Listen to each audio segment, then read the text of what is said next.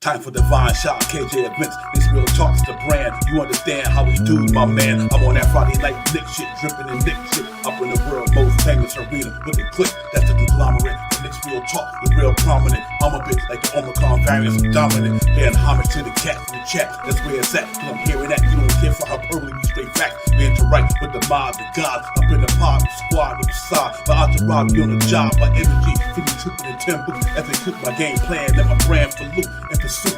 Going hard like the New York City gritty committee. Cause that's the things we know is pretty, but we all stay giddy. But we embrace the fan base like the late Anthony Mace. We drink the logo when there's hair space that appear like square space. Staring down on the Chase Bridge, looking at Nick City drip. And 50 Jacksons on the court, looking pretty legit. I stay true to the orange and blue. I thought you knew for him a few bars to shine like stars divine on Mount Mars.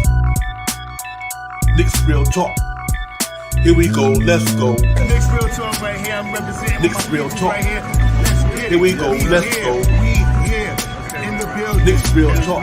Let's get it. Here we go, let's go. Yeah, for real. Yes, sir. Nick's real talk. We here. Here we go, let's go. Nick's real talk. Let's get it. Let's get it. Yeah, for real. Yes, sir. Let's get it.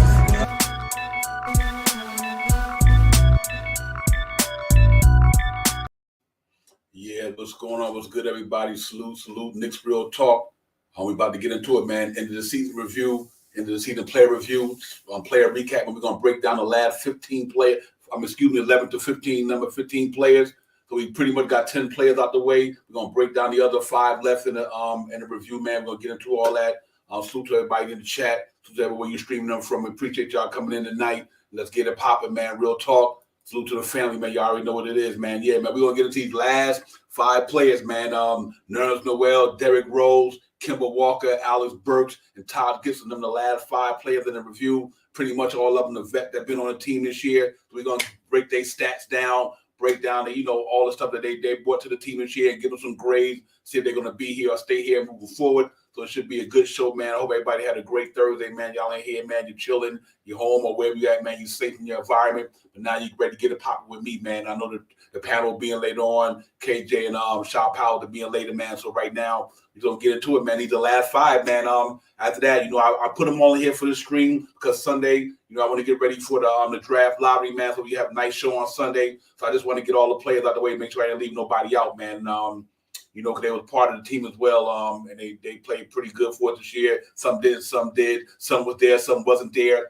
So we got to get into these guys, man, because a lot of us right now want the young team to move forward, to be what's happening with the Knicks, man. So we're gonna see if we're gonna keep some of these players, see if it's worth bringing them back, see if it's worth just moving on from them, to free up roster spots, to free up time for other guys to get some burn, or bring some other guys in that might contribute more than they did. So like I said, out of these 5 players. We know a couple of them probably most definitely might not be here, but we're going to break them all down, man, and get into them, man, and see what y'all think about it, man. What y'all think the Knicks should do with them? Should they come back or should they go? So right now, Knicks real talk, man. Divine, I'm looking to install that youth movement right now. And, obviously we're going to need veterans to be around, but I want more of the focus to be on the youth movement on the Knicks, man. That's why I'm hoping that when we talk about these players we got in the thing tonight, that, a couple of them might come back.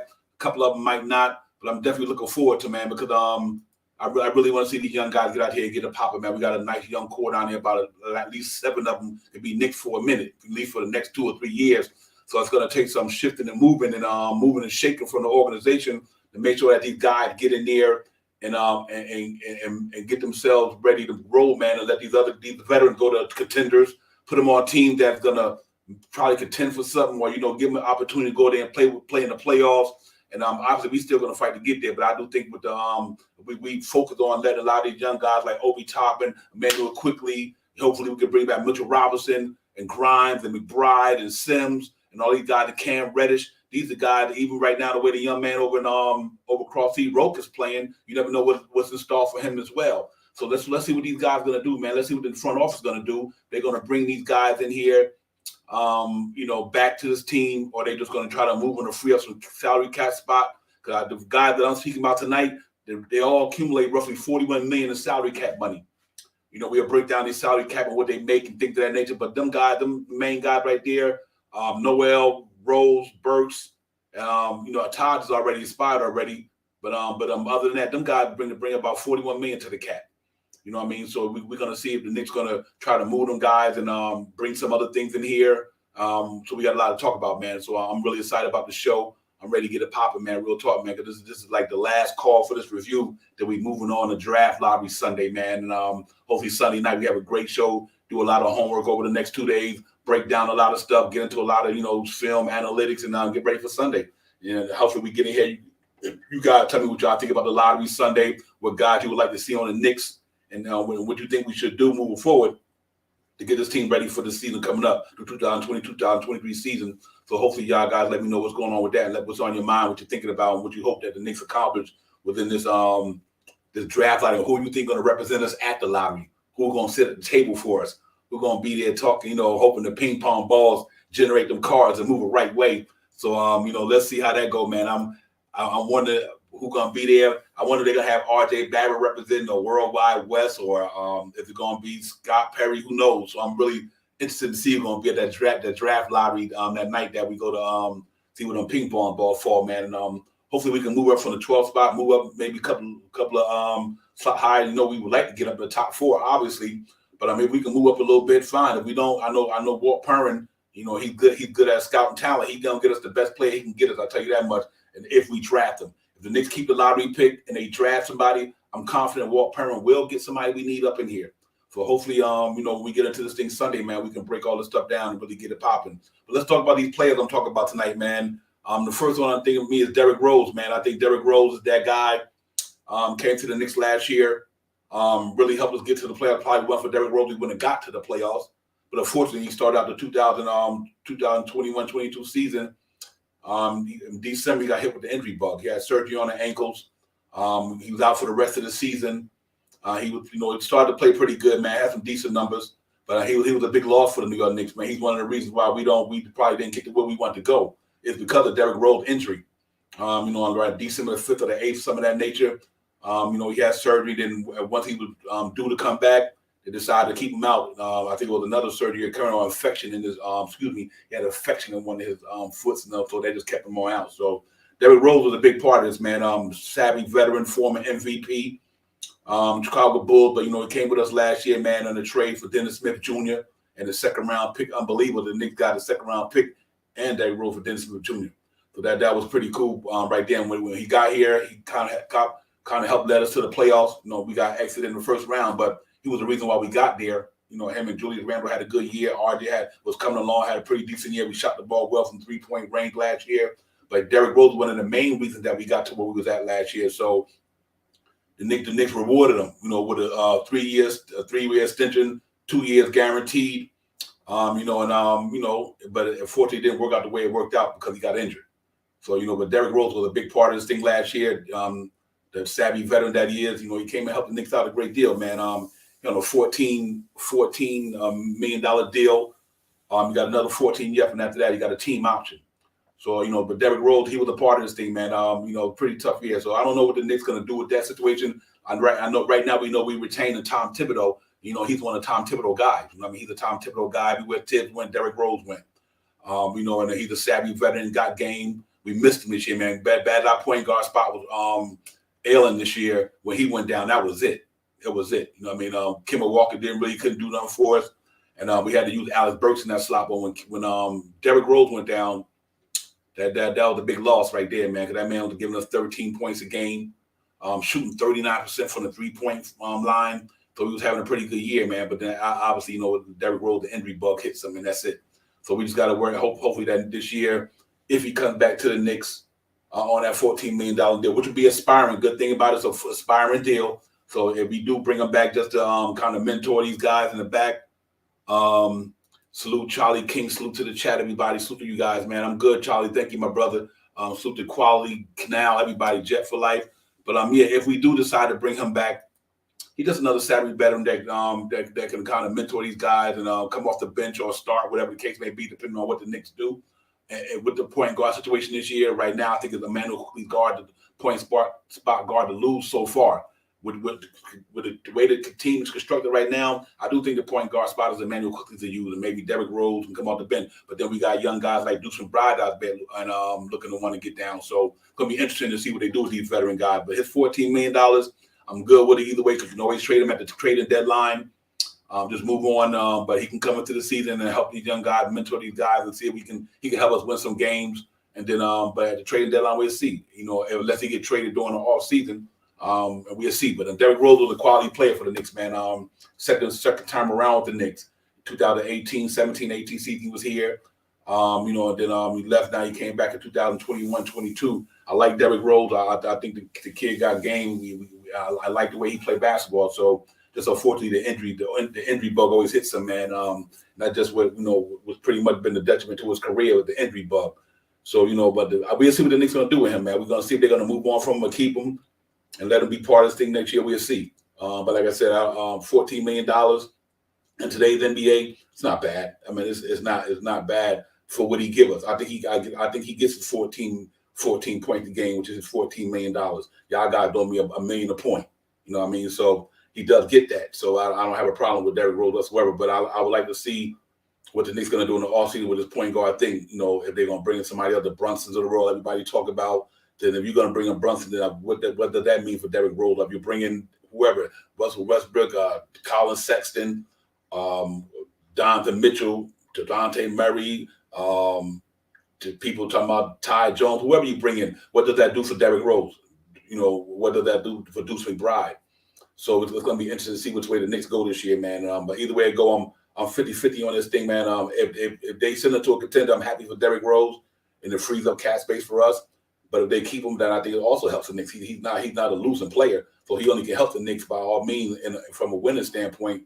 But other than that, for us time, though, he's going to be stealing. He's not stealing. He's going to be kind of taking time away from some of the guys that we want to see get more time. So that's the only dilemma with that is if he stays, then that what happens with Deuce McBride minutes or what happens with Quickly minutes. And these guys right now look like they're ready to take that next step in their careers. I think Quickly aiming to be a starter. You know what I mean? I was checking out Quickly today, man. Quickly at the Sky Gym in New York today. Did a little video on him. He up and getting up shot, working out. Emmanuel Quickly at, there. Seen him at the Ranger game last night. So, but guys like Emmanuel Quickly ready to roll too, man. So we'll see, man. Derrick Rose, we'll see how it goes with him, man. And hopefully either way it goes, it benefits things one way or the other. And, and then we get into the next guy, obviously Nerlens Noel. Nerlens Noel was the center for us, man. He came in here 2 years, did a good job for us last year. He was a big part of the reason why the Knicks got to the playoff. Nerlens Noel was a good part of this thing, man. He really was doing this thing last year for the Knicks when Mitchell Robinson went down. Mitchell missed like 41 games last year. Todd Gibson came in and held it down for us last year, man. Noel played some good basketball, but obviously this year he got the contract for the Knicks, a 2-year stint of 3 years with a team mocked him in the third year, obviously again for $9 million. But again, like I said, the injury bug killed him from the beginning of the season, training camp, coming into the season. He missed a lot of games, man. He missed about 50-something games, basically, close to 60 games for the Knicks, man. He had a Mitchell Robinson year, and Mitchell Robinson had never missed that many games for the Knicks in one season. You know what I mean? Last year with the Mitchell Robinson, the biggest miss was 41 games because, he broke his foot or whatever the case may be. Nerlens Noel missed like almost 3/4 of the season. So that didn't bode well for it. That didn't help us out neither. Like I said, he was out there last year with us, man, playing defense like no other for the Knicks in the high echelon of the league and block shot and shooting. And his defense was there. He could have been almost part of that all defense team. He was really getting down for the Knicks last year. But unfortunately, this year he came into it injured. So it was like a whole waste of a season. $10 million pretty much down the drain. That affected us as well because if he could have been healthy and played for the Knicks this year, him and Derrick Rose probably would have been in the play-in or the playoffs. That's how big they were to this team last year. They contributed a lot to the Knicks last year, man. Helped us get to that 41 wins last year. But unfortunately, it's a different year, different time, and the bug got him. So we got to see how it goes with Nerlens Noel. I'm all for moving on. No pun intended. I mean, I like Noel, but the best thing you can do is be available. You know what I mean? If you ain't available, then what good does that do? You know what I mean? So, that's the reason why we're not what we had this year, because of availability. Kemba Walker, Derrick Rose, Nerlens Noel, it wasn't there, man. We depended on us, especially Derrick Rose and Nerlens Noel. Them cats played a major part in the Knicks' 41 wins last year, like I said. So not having them around to back up Mitchell Robinson, it was tough. Granted, the good thing about it, we got to see Jericho Sims get in there and do his thing as a 58 draft pick in his rookie year, get to play a little playing time because Nerlens Noel just was absent this year, and we got to see him play some basketball. But other than that, From a win standpoint, we missed Nerlens Noel. We did his hustle, his defense, shot blocking, what little bit of offense he can give you. We missed that, man. We missed that dearly. So, but like I said, he on a $10 million deal. He got an aspiring deal coming up as well. You know what I mean? So he's another player that we don't know if he's going to be moved into all season. Like Knicks might hold on to him, wait till the trading deadline. And if it don't pan out, then they just go ahead and move him. If he come back healthy, who knows? We don't know what's going to happen with Mitch right now. I'm hoping that the Mitch get him signed. But so he might have to be. He might not go nowhere. If we lose Mitch, you might have to keep Nerlens Noel. Even if he back up Jericho Sims or Jericho Sims back up much whoever decide the way the Knicks go. But that $10 million might come to be kind of important if we can't keep Mitchell Robinson. So we might have to just take Nerlens Noel on that aspiring deal and hold on to him. And if he can play, he healthy, he can play the game. He can give us at least 60-something games that might benefit the Knicks. Who knows? But the good thing about it, he got a $10 million aspiring. It's no big deal. We can get rid of that in a heartbeat. And especially if he's gonna be able to come out and play. So I think a lot of people would take Nerlens Noel because Nerlens Noel is a big part of it. I can imagine him being on Dallas right now, just hypothetically. He played for Dallas like a couple of years ago, but I can imagine Nerlens Noel being on Dallas right now, anchoring that defense with Finney Smith and Reggie Bullock and them guys. He might have helped them even more, and they're playing pretty good ball against Phoenix right now. So Nerlens Noel, when he's healthy, he could be a difference maker on the team because of his defense. And he's 27-year-old savvy veteran, know the game of basketball. So it's all good with that. But we missed him this year. I can't say that enough. We missed Nerlens Noel, and Sim just wasn't quite ready. So we had to kind of take the L with that center position because Mitchell just rounded in shape coming into the season after being off 9 months with a broken foot. He wasn't even barely ready coming into the preseason. He got thrown into the Knicks kind of sooner than later. We wish it would have been later. Gave him more time to heal more and get himself in condition and get himself in shape. But because of Nerlens Noel, we had to throw him right in there. Opening night. I'm in the Garden when that happened. Opening night, I'm up in the Garden, man. Mitchell Robinson starting for the Knicks. You know what I'm saying? Because Nerlens Noel was unavailable. So Nerlens Noel was a major loss for us this year. I was disappointed that he couldn't play the year. He played like 20 games. It barely even seemed like he didn't even play that. But he did play. But so we got to see how the center position going to go. Salute Queens Court, salute Dope Souls Sports Talk. My sister Steph in the building. Appreciate you, sister. But we got to see how Nerlens Noel going to go because we lose Mitchell Robinson. I truly believe Tom Thibodeau might hold on to him. It's a $10 million, like I said, aspiring deal. No big deal. They might hold on to him and him and Sims rock out until to the trading deadline, and then we'll see what we had as a team. And if we feel like we got a chance to get in the play and get in the playoffs, then it might be a whole different story. But or they might move him in the regular season. We'll see. But that's Nerlens Noel. Like I said, the guy's he's a competitor, man. Nerlens Noel come out there and play. We missed that this year, man. We really did. So hope he come back next year. He's a little stronger than he was. He's more healthier, and he get to work out for the Knicks and play this year, or he go to another team and contribute. We get something in return from him. And if we can, then I think that'd be dope too because I like Nerlens Noel. You know what I mean? But I'm all for bringing my boy Mitch back too. They bring back Mitch, and you let Nerlens Noel go to somewhere where he can get some more money and hopefully be healthy and play. You know what I mean? And that's pretty much where I'm at with him, man. So but that dude was good, man. Salute to Nerlens Noel for helping us out with this year, brother. He just didn't have it for us. The injury bug ate him up. Just ate him up big time. So we got to hope that the guy can get it together, man. So like I said, between Derrick Rose and my man Nerlens Noel, you're looking at $23 million, almost $24 million in salary. Just them two players alone. That's on an aspiring deal. So that's not a bad thing, whether they come back or not come back. But to have him, Derrick Rose on a $14 million aspiring, Nerlens Noel on a $9 million aspiring, that pretty much bodes well for the Knicks. And then we are throwing the next player, which is Allen Burks. Allen Burks, shooting guard for the Knicks, played a lot of points this year because of Derrick Rose injury. But he was a savvy dude, man. His season was pretty tough, man, trying to man a point guard spot for the Knicks. But he didn't do too much of a bad job. He didn't do a great job, but he also didn't do a bad job. Especially going towards the end of the season, he really held it down for us, man. But we couldn't get over the hump no matter what. So, but Allen Burks, multi-talented dude, man. The brother could shoot the rock, he could drive the ball. He's a talented, savvy veteran, been around for about 10 years. Utah Jazz drafted him out of Colorado, 7 years in the league. 7 years with Utah. Then he moved on to Philly. I know he was in Golden State.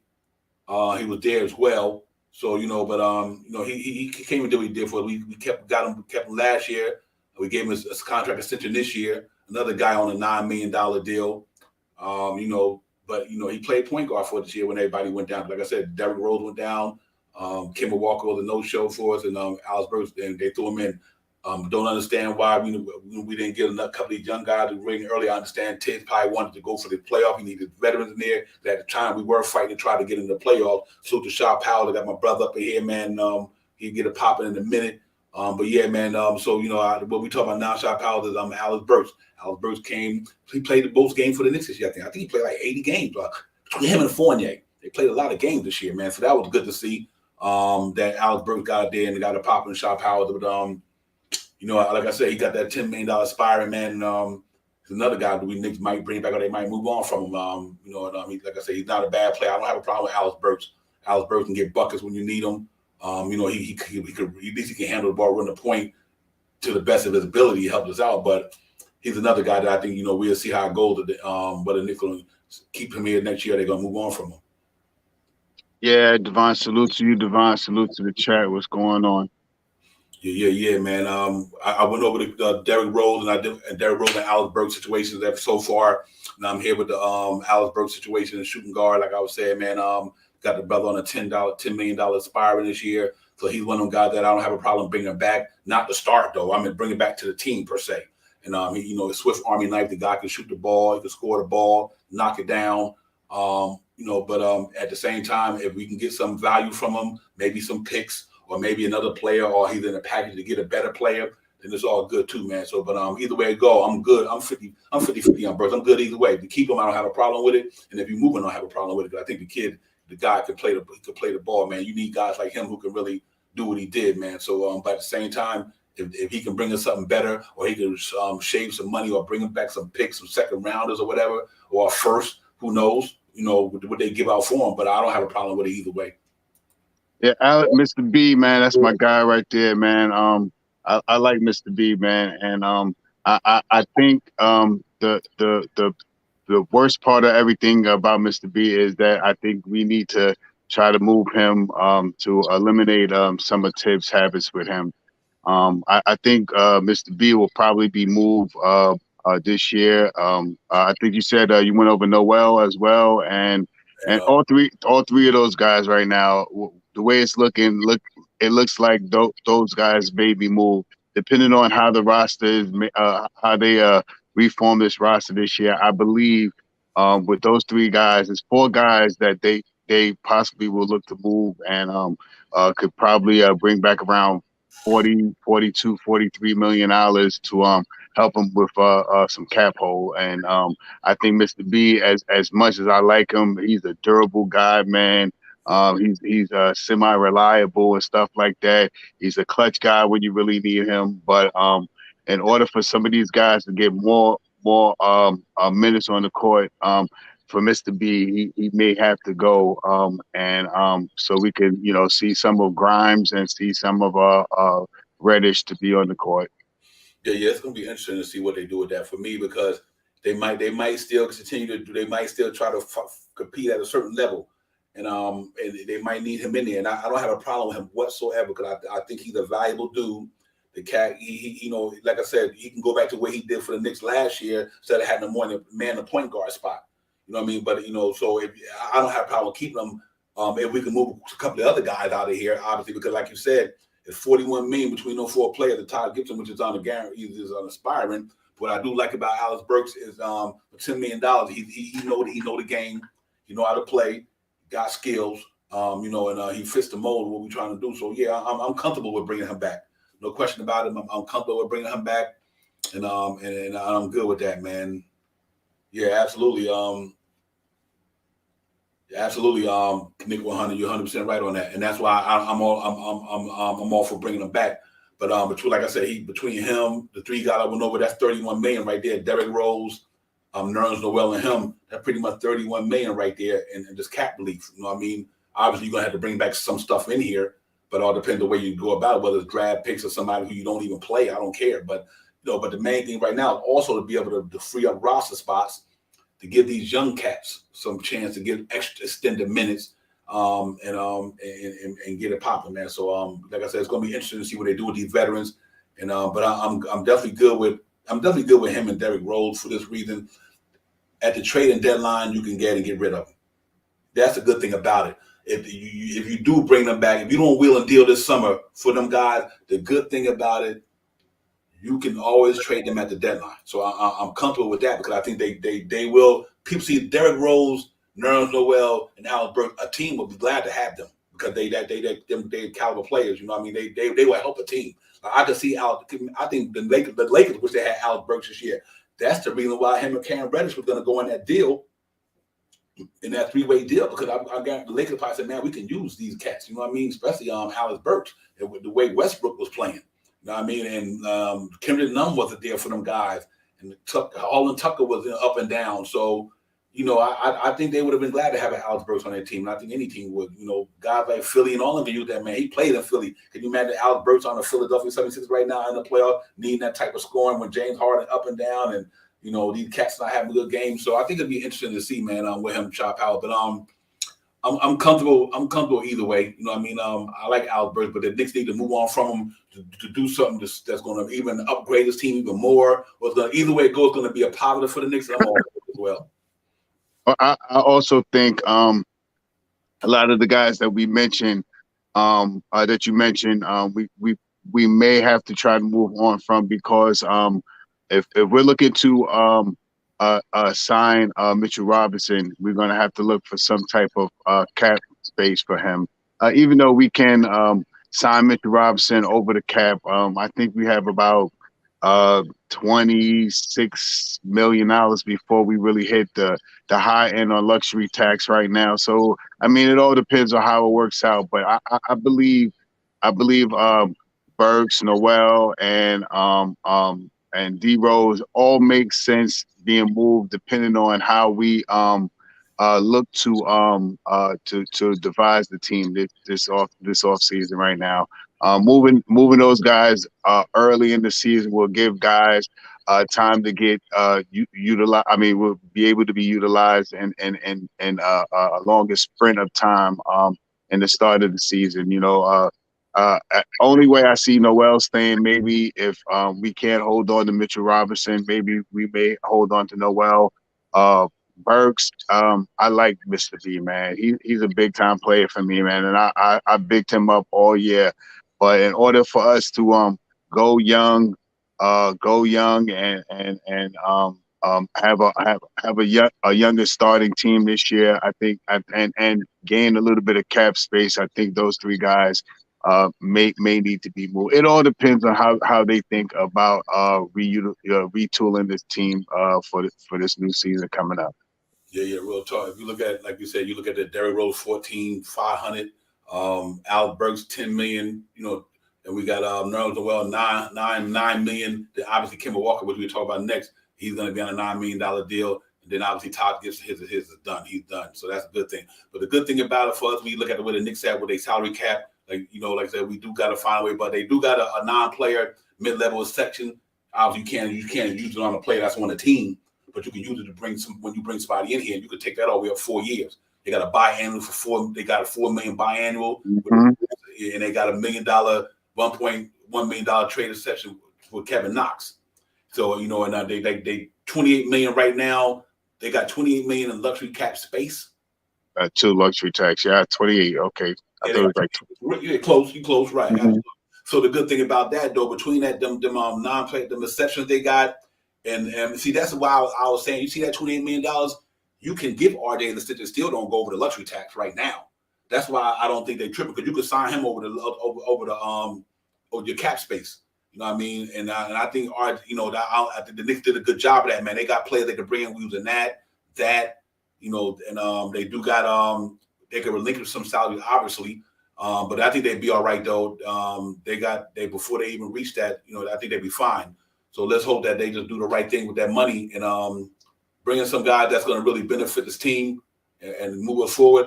And I think we'd be already there. But the next guy, I think the next guy is important to me is that we bring up is Kemba Walker.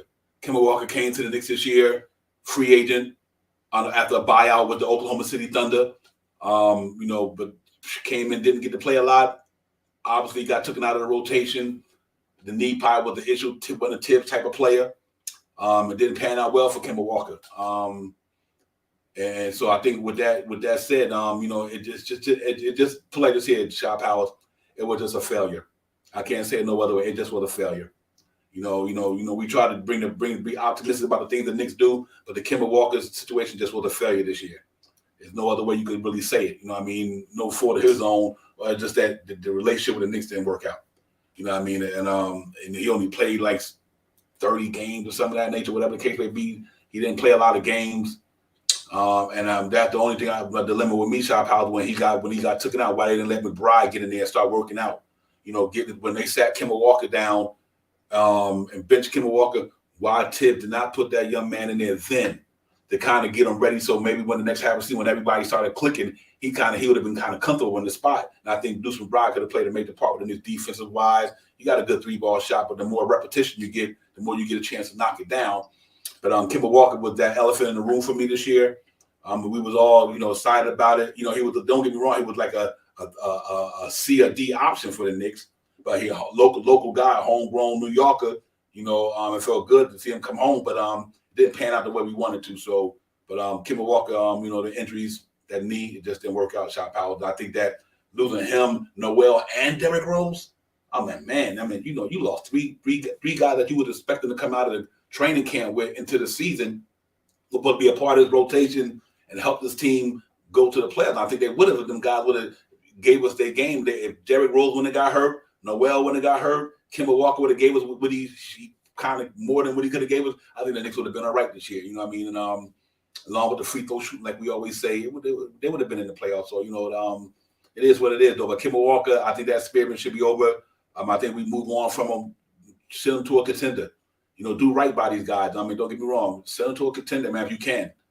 Derrick Rose, send him to a contender if you can. Alex Burks, if you're not going to keep him, send him to a contender. Try to say we appreciate you being here.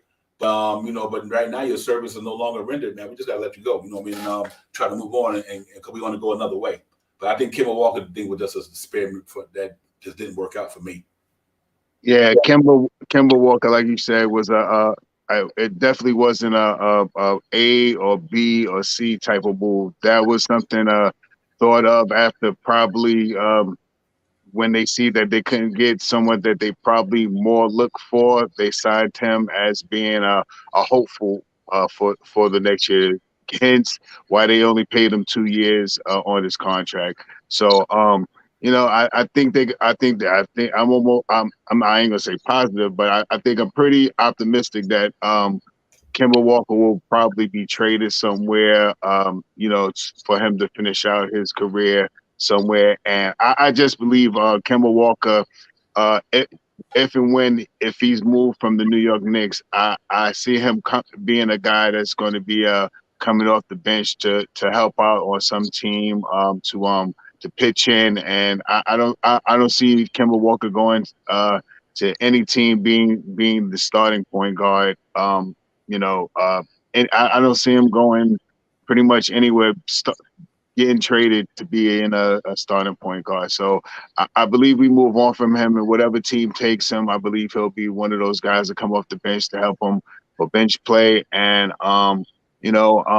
believe he's one of the guys that we also have to get rid of to release some of our cap space. Open that valve up to give us a little cap space help. So these 4 guys that we talked about, I believe all of them are probably going to try to be moved before the beginning of this season. Yeah, absolutely. You know what? For me, I think the perfect landing spot with him is to back up LaMelo Ball. Yeah, Hornets. Yeah. Go back to the Hornets. We played almost 7 to 8 years of your career there, however long it was. It was within that realm, excuse me. But go back to Charlotte. Charlotte sends back a 2nd-round pick, whatever. The main thing is to free the roster spot to give some of these guys a chance to get a spot. So it's not about so much what you bring into me. If you can send them off for a 2nd-round draft pick to Charlotte or somewhere, I'm cool with that. Unless you're gonna put him in a package deal. But let the man go back to Charlotte and help mold LaMelo Ball. And he get a little bit of burn coming off the bench. and helping them cats out there, man. That's where he can end his career, where he started at. So, but he got another. His salary, like I said, that $9 million, is gonna be usable for us. You know what I mean? So I think, like I said, we in a good situation where we got the mid-level exceptions and all that stuff. We got flexible contract, but like I said, Kemba Walker, like we said earlier, Kemba Walker, Nerlens Noel, Noel, Alex Burks, and my man Derrick Rose. That's for $41 million. You know what you can do with $41 million. You know what I mean? You could bring in 2 players, you could bring in 1 player, you could bring in 3 players. I mean, you could bring in 2 players. That's $20 million each player, hypothetically. I'm just saying, but or you can give Mitchell Robinson money and then just sprinkle in a couple of veterans here just to be on the team. You know what I mean? And to help them mold the young guys. Maybe bring Todd Beck and get Todd Gibson another $5 million deal. I'm good with that, because you can't underestimate the value of mentorship. You know what I mean? You really can't. You know what I mean? So having somebody like Todd Gibson around to shape and mold Jericho Sims. Now that we done lost Kenny Payne, Mike Woodson. You know what I mean? So now I don't have a problem having a guy like my man around to keep molding these guys. Because Dodge Gibson, since he's been here, which is the next man we talking about, whose deal just expired this year. He's another guy that you would love to have around, because since he came to the Knicks, when he came with Mook Morris and them guys, you notice Mitchell Robinson ain't been fouling out. Mitchell Robinson them playing a better type of basketball, because Todd Gibson came and gave the man some of that good wisdom. You know what I mean? Give him some good wisdom, some good experience to go on. Oh yeah, salute to Mitchell Robinson. I see Mitchell Robinson, him and his training down in New Orleans, getting busy, man, today, and driving in the car while. And so it looks like Mitchell Robinson out there getting his work in as well. But Todd Gibson, you can't underestimate what he brings to the team, man. I would love for them to bring him back. You want to give him another $5 million? You can use one of the exceptions that we got there, the $4 million one, whatever. It's no big deal. But I love to have him back. But I think the guy's a gritty guy, New York bred, PS 67 all day, every day. Been around the NBA, man. He know the game. And that 3-point ball, he shot one of the highest 3-point percentages on the Knicks this year.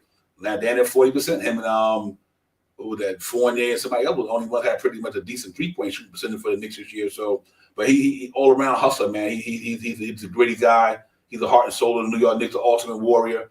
Shot power. So I definitely have a problem with bringing Todd Gibson back just to be in the fold with Knicks. Hopefully we can get him as a player coach.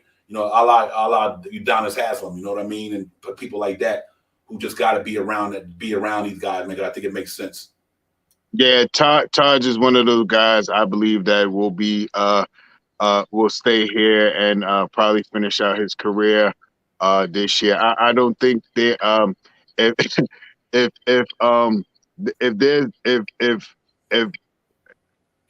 if D Rose is moved, I believe if it's one-on-one, if it's up to Tom Thibodeau, if we had to move one of the guys, I believe he may be more leaning towards keeping a Taj to be that 15th man off the bench and letting D Rose go. So I believe Taj comes back. I think he can stay here and be that the defining guy on the bench, that 15th man that sits there, roots the team on, and if break glass if necessary type of the guy. If something goes down and we really need Taj, we bring him out there, and I believe he's gonna come out there and perform. I don't think Taj should be one of those guys that we use this year like we did last year, using 17, 20 minutes a game and stuff like that. If we use Taj, it should be in emergency time, break glass when needed. Yeah, absolutely. That's what it's all about, man. Because like I said, every team needs them guys. When you got young guys like we got, man, you got to have mentors, man. I mean, whether it's in basketball, ain't in basketball, ain't in life, period. You need mentors. You know what I mean? You need somebody who can teach you the ropes. You know what I mean? And show you some of the nuances of life, man. And Todd Gibson, he's a basketball lifer. He's like that Herb Williams to me. You know what I mean? I remember old Herb Williams for the Knicks. Been around the organization forever. You know what I mean? So he's that guy I hope to see, man. I know his majority of his career was in Chicago. Obviously started there with Derrick Rose, them guys played all under Tom Thibodeau for all the years. But he was New York bred, man. Brooklyn born bred kid. Young man. I'm not young man, older man now, getting there. But to us, he's young. But he's been around, man. But he bring a lot to the table, man. And I'll have a problem with him being there. Real talk. Bring that man back and let him keep the cats in And then Sam Holt hit a red on the nose. Salute my man Sam Holt. Sam, salute my brother. Real talk. Jarvis, salute to you. Darren, salute. Sam Holt, like you said, man, we need the OG in the locker, brother. Real talk. That's what it's about. Don't even worry about his stats and all that. Worry about what mentally he could do for the young guys, man. And like I said, he's just a basketball savant when it comes to just knowledge. You know what I mean? He do a lot for the community of Brooklyn. You know, he got a foundation out there. Keeping that goes a long way too as well. So you know, I like Todd Gibson. He's the ultimate warrior for me, man. I have no problem with the Knicks bringing him back one way or the other, and I think they will. I think that's the one thing I can really say that I know what that cat means to that locker room. You know, that just like the brother, like Sam said, you need an OG in the locker. I know what he means. I know what he means. He can sit the troops down and be Tibbs and Johnny Bryan and other ear. Or you know, like I said, think about since Todd Gibson came into the Knicks, you ain't seen Mitchell Robinson foul like that no more. You know what I'm saying? Never seen Mitchell Robinson since Todd Gibson got to the Knicks. You not seen Mitchell Robinson fouling out. That's mentoring. That's teaching. When they're in that training facility, yo, don't go for head fakes. Don't do this. That's why you need older guys around who've been through it and know it, and it helps them out. So Todd Gibson, one of them guys, Shot Powers, you know, I'm good with. Real talk. I think I'm good with him.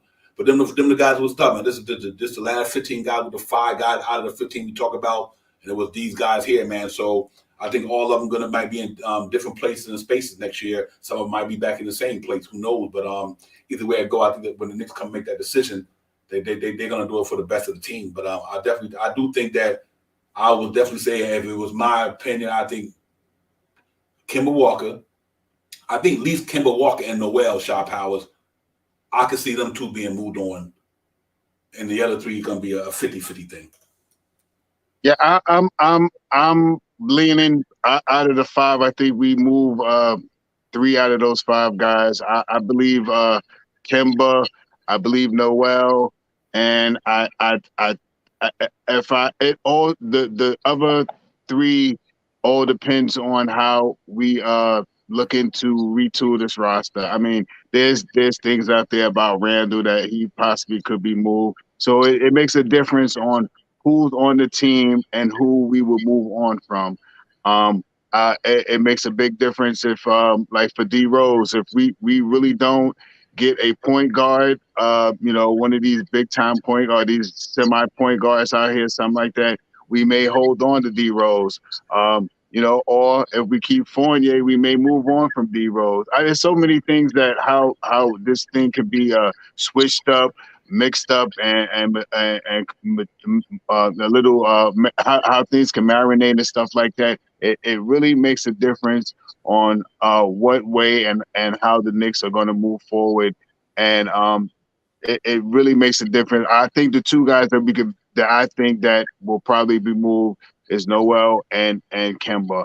And I think those other 3 or 4 guys are possibly to be moved depending on who we bring in. I don't think we bring in too much. It all depends because there's some trades out there where we can move 3 or 4 of these guys to bring in one guy on an aspiring contract. There's a lot of rumors out there right now about Westbrook out there, like KJ would say. There's a lot of moves out there for thinking about D'Angelo Russell, that, you know, maybe we could move, you know, 1 or 2 or maybe even 3 guys. There's some things out there seen with Fournier in it. I seen some things in there with Randall in it. So it all depends on how the team is going to be restructured, and that'll tell you who's going to be here and who's not. I believe some of these guys will probably be off of the team, but depending on who's here and how they retool this thing will probably make a difference. If we can't sign, I believe if Mitch don't come back and we can't sign Mitch, I believe Noel will probably be here next year. Then you'll have that starting unit of Noel and Sims. But it all takes place on what happens with the front office and how they move forward with this team this year. I can see 2 guys definitely out of there, but I think more likely 4 to 5 of those guys to bring down the cap space to get them off the team for the young team to try to run out there. I think that's more in line of what they want to do. Yeah. You know what? Yeah, that's pretty much what it is. But like I said, you got a 15-man roster.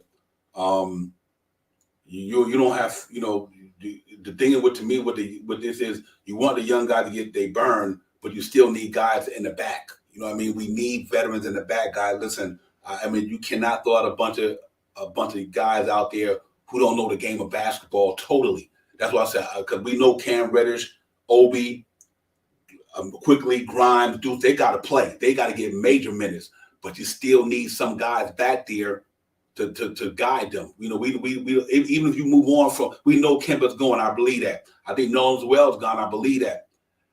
And between Burks, Derrick Rose, and Todd Gibson, that's 50-50. Not for me, but for the Knicks organization. Thanks. It ain't got nothing to do with what I think. I think from a Knicks organization perspective, depending on which way that organization go. If they're going to go total young and do a rebuild, if they're not going to go total young and do a rebuild, they're going to bring some veterans up in here. You could book that. That's just the way NBA works. You know what I mean? They're going to bring some veterans up in here, especially if they're not going total rebuild.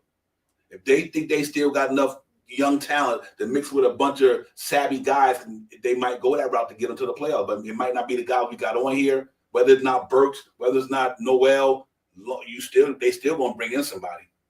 You know what I mean? You only got 2 people in the draft. You know what I mean? And so it all depends what the way the front office is gonna do it. You know what I mean?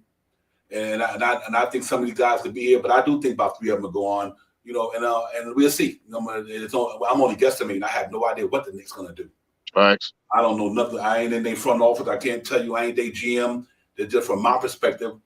I think they might bring a couple of guys back. You know what I mean? They're just, because one thing about it, camaraderie is everything. Chemistry is everything. Right. That's the reason why we're in the situation we're in now. Because you think about it, we did bring a lot of guys back, but when Fournier and Kemba Walker didn't get in the mix real good, the chemistry was off. Camaraderie wasn't there because they didn't know how these guys play. They didn't know they sweet spots, they bad, and all that stuff. So and one thing about chemistry, it's important. You look at a lot of these teams that's in there grinding right now, they make a few changes here and there, but for the most part, they keep their core together. So now the New York Knicks our young core now is R.J. Barrett, Emmanuel Quickly, Quentin Grimes, Deuce McBride, hopefully Cam Reddish, Sims, and Rokas come over, he get a pop, and then he's going to be part of that fold. But you still got to have some guys in the back, though. Somebody in the back to show these guys the way. Because, coaches can't see everything. Tom Thibodeau can't be the mentor, the coach, and everybody. You need guys there to help bring these guys along. I think that's important. But I think they'd be all right, though. Before me, shout out the grade for the season, Derrick Rose. So I had to go with. I'm just going to go with just give him a C, man, because of the injury. Not, he just wasn't there. Couldn't, he played right up to December, and after that was a wrap.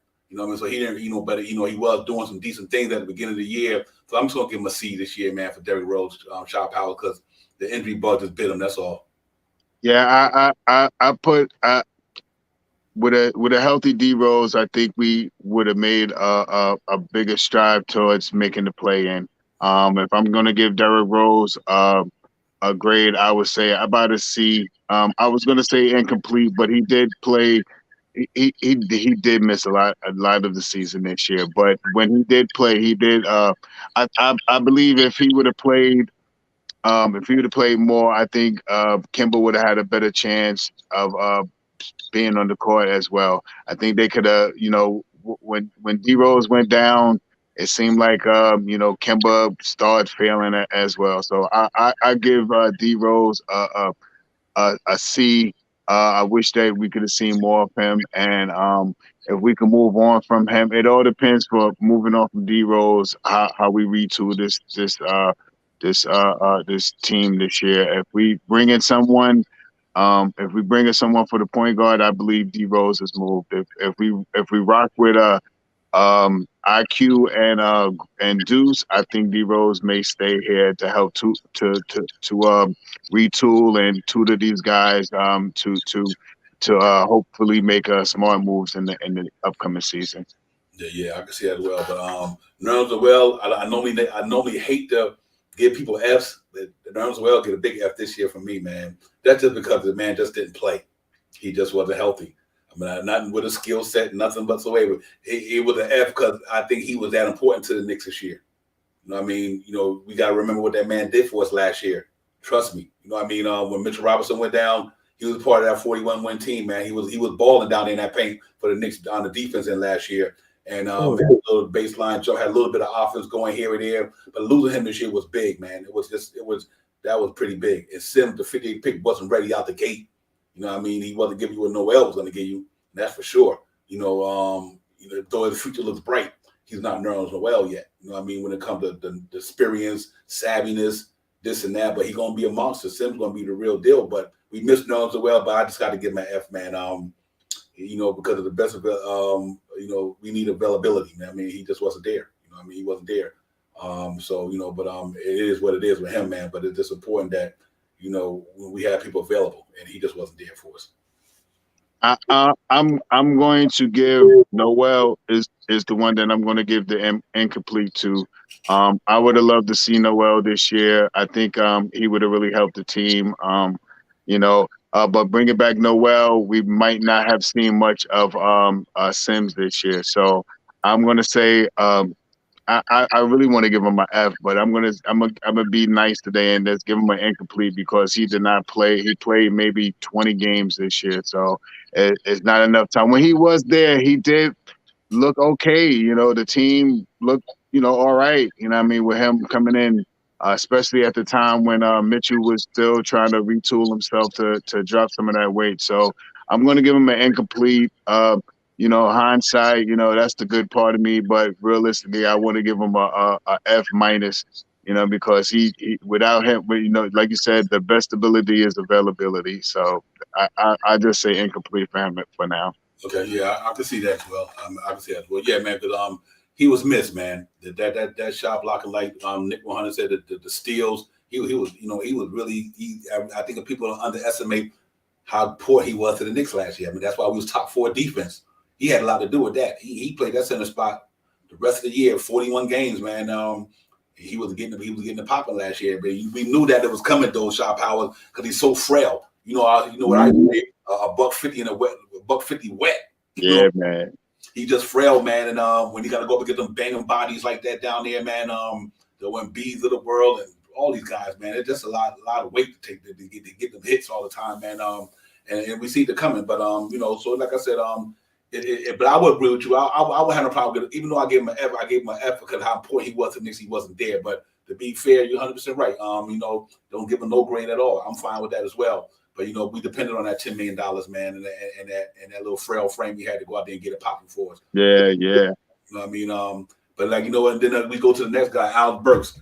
I'm gonna give Alex Burks no doubt. I'm gonna get Alex Burks I'm just going to give him a B, man. You know what I mean? I'm going to give him a B for the reason why.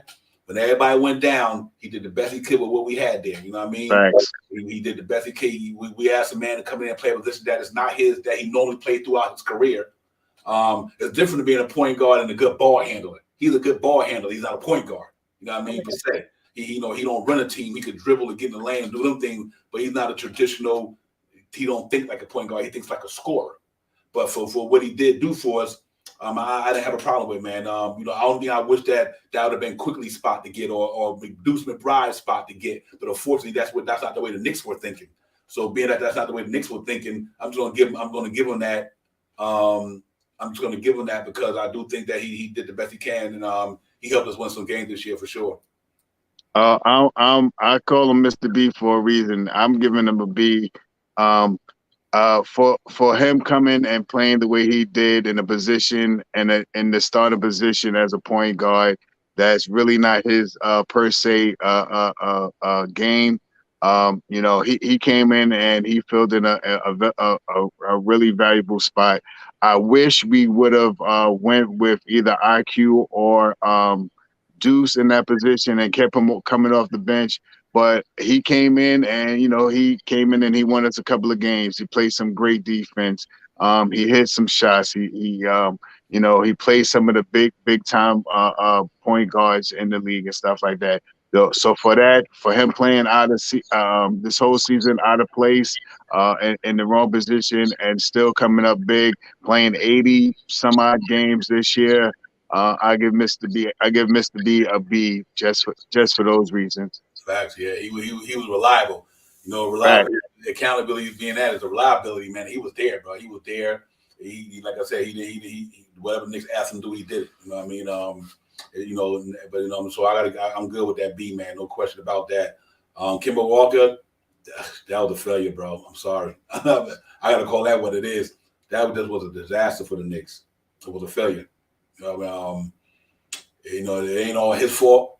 It just that between the marriage wasn't there. You know what I mean? He didn't have it. You know what I mean? He had it one night out of this many, this man, you know, but it just didn't work, man. That grade definitely, if you want to say a D minus, a D plus, I'm fine with that. But it definitely was definitely a disappointing thing to say for Kemba Walker this year because I don't know what the injury, the knee, or whatever. It just didn't pan out for the Knicks, and it didn't help us none. But I mean, it didn't help us. It did not help us in any form. So I mean, you know, he a Bronx native, man, good dude, good character, good career, great career. All NBA team, you know, 4 or 5 time All-Star, and get it with the best of it. Just, unfortunately, it just didn't work out with the Knicks. You know what I mean? Hopefully that he can get moved on and end his career on a good note. You know, because this year got away from him and the Knicks. So I'm gonna have to go with the D. I'm just gonna go D with Kemba Walker, man, because this is not just. It's not only based on him. It's more based on what it meant to the team. You know what I mean? For me, I'm not saying he's a D player. But what it meant to the Knicks was just a D today this year for me. Yeah, I'm right there, right along the side with you. I'm not gonna a healthy Kemba Walker. We probably would have been a little better off in the season if they would have got out there and used him more in that pick and roll type of game that he likes, where he can come off that pick and shoot the rock. You know, it may have changed the you know a little bit of the tempo of the game. I'm going to give Kemba Walker a D. I was lingering around F or a D, but I'm going to give him a D because you've seen out there some games he could have exploded. He exploded some games. For 1 week out of the year, he was player of the week. So yeah, one of those runs where he really got hot, and I wish that you know he could have continued some of that work that he put in right there. But overall, I think he's one of the players that we need to move on from, and I'm just going to leave it at a D for Kemba. Yeah, and the reason why I give him a D, I don't give him an F, is because it's partly with him and Tibbs situation. You know what I mean? Yes. What happened if they didn't sit him down? What happened to Tibbs when they benched him? Would he had got in a rhythm? Where could have things had changed? But the record, he definitely was on the losing side of a lot of our games, man. I mean, But you know, he was on a lot of the time. He was on the losing side of basketball game for the Knicks because the defense wasn't there. He wasn't, you know. I just think that's what it was, man. But salute to Kemba Walker, man. He's a great brother, great dude, real professional, man. He's a professional brother, man. Real talk. He represents what the NBA is about. You know what I mean? Good character guy. You know, coming from where he come from, you know, side that he had to be able to put on the career that he put on in the NBA. It's all good for Kemba Walker. So I got. But my man, let's go to Todd Gibson. I'm going to have to give Todd Gibson, man. I'm going to have to give Todd Gibson down there a C plus. I might have to go B, just because of what he did for the Knicks. And it don't show up on the stat sheet. A lot of stuff that he does don't show up on the stat sheet. You know what I mean? But when he in there, he grinding those shot powers. He come in there, he get physical. He shot the 3 ball really well this year. Put that in his arsenal. But overall, Todd Gibson played some good Warrior basketball when he played. You know what? Think about it, Chop Howard. When he didn't play, he don't sit there and complain because he know that's what he was brought here to do. But when he get in there, he go to work, and that's what I mean by character. That's why I want him back here, because you got to have guys who set the example. He's an example setter. Listen, man, you come to work, you come to the gym, you put your work in, you work on your game, you get better. You know what I mean? You know, take it as a job. It's a job. Somebody paying you a paycheck to perform. So, you know, and to be at your best, you got to put the work in. And he's that guy that would tell them guys to do that. And I think it paid off for Mitchell Robinson as well. I think Mitchell Robinson, the reason why he might get that good money is because of a lot of help to do with Taj, his mentorship mentally. You know what I mean? Because Mitch wasn't the most educated, supreme educated guy. You know what I mean? Came out of high school, went to West Kentucky, took a year off, didn't play. You know, coming out of Louisiana. So, you know, he still had to learn how to work in front of the media, get his vocabulary together. That's a part of the business. I think Todd Gibson played a major role in that for him. So that's where I'm leaning with that D plus. Because I'm that B plus. I think Taj was a really, really big, important guy for the Knicks for sure. I'm giving Taj a solid B. He came in when he needed to. He produced when he had to, and he riled the troops up when he needed to. I give Taj a B, a solid B, and I hope that they could keep him and he could retire here. He's close to home if he stays here any longer. If he stays here next year, either on the bench or on the bench with a clipboard. Keep him here so he can he's a big inspiration for these guys, and plus he's a New Yorker, so I'll give him a solid B, and keep him one way or the other, either on the bench or on the bench with a clipboard. Mm-hmm. Yeah, absolutely. He don't even got to take nobody minutes. The main thing is that he don't even got to be in a 10-man rotation. You know what I mean? Right. But bring him back and let him be part of the 15-man rotation. Solid 15. He don't have to take nobody's spot. That's not the point of bringing him back. He don't got to eat up nobody's minutes. You bring him back just like the Miami Heat did with Udonis Haslem. That you can't get a prime example more than the Miami Heat with Udonis Haslem. You bring them back because they are part of the culture and what they represent and what they can do and they're going to represent the Knicks pretty well. He's going to represent the Knicks pretty well, and I think that he's just a good mentor to Jericho Sims and these guys. So to Todd, I give you that B plus all day, Todd Gibson, because I think he was well deserved, my brother. So let's hope that you stay part of the Knicks community for a while. But like I said, PS 67, Brooklyn, he's there, man. He's part of that fabric. He's a part of the fabric of that town, man, and that community. So you got the foundation going on over there. Bring him back, man. Let him be part of the thing like for a while, man. Don't matter whether he play or not. You just need his knowledge and his wisdom, man. To salute to Todd Gibson, man. You definitely deserve a B plus for me. I think it was well deserved. And if anybody get my high grade, I still don't have a problem with that as well. But that's it, man. Them the 5 guys we talk about, man. With Shaw Powell, and for me, like I said, it's gonna be really interesting to see what the Knicks do with these guys. I'm moving forward. They're gonna bring them back because I'm really looking for that core of the team to be them young guys. For me personally. And you guys give me a thought. If we were to roll into the season with Manuel Quickly, R.J. Barrett, Cam Reddish, Obi Toppin, and Mitchell Robinson, or whatever, I'm good.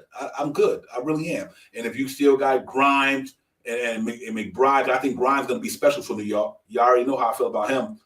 I think he's going to be the real deal. But you got guys like him, McBride, Sims, Cam Reddish up in the building. You know what I mean? It's going to be pretty interesting, man. And now, depending on what we do in the draft, but we're going to get into that Sunday. We're going to have a pretty good draft show. We're going to get it popping Sunday.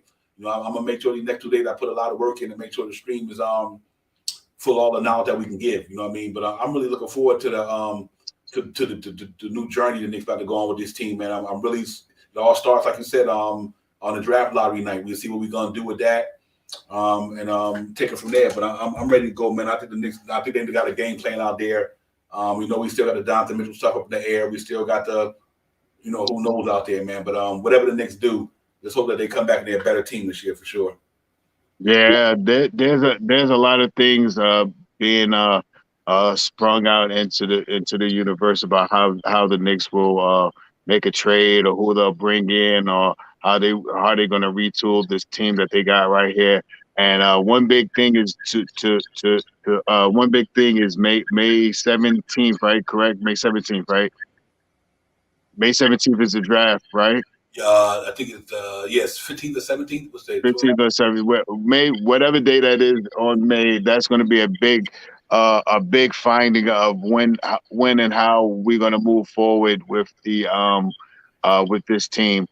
We get top 5. We get the top 5 pick. Somehow the ping pong balls give us a bona fide top 5 pick, and it's going to make a difference. Or even if we stay somewhere around 10, 11, 12 or something like that, that's going to make a big thing. I believe that pick is going to be a useful pick for this year, and that's going to start the rumbles in the New York Knicks. Once we find out where we pick this draft pick, we're going to start to see where the New York Knicks is going to try to strive to get to, because right after May 15th, 17th, June is right around the corner, and that's going to tell a lot about how we're going to do, what we're going to do, and what we're going to move. So I believe this pick is going to be the start of where we're going to find out how this team is going to move forward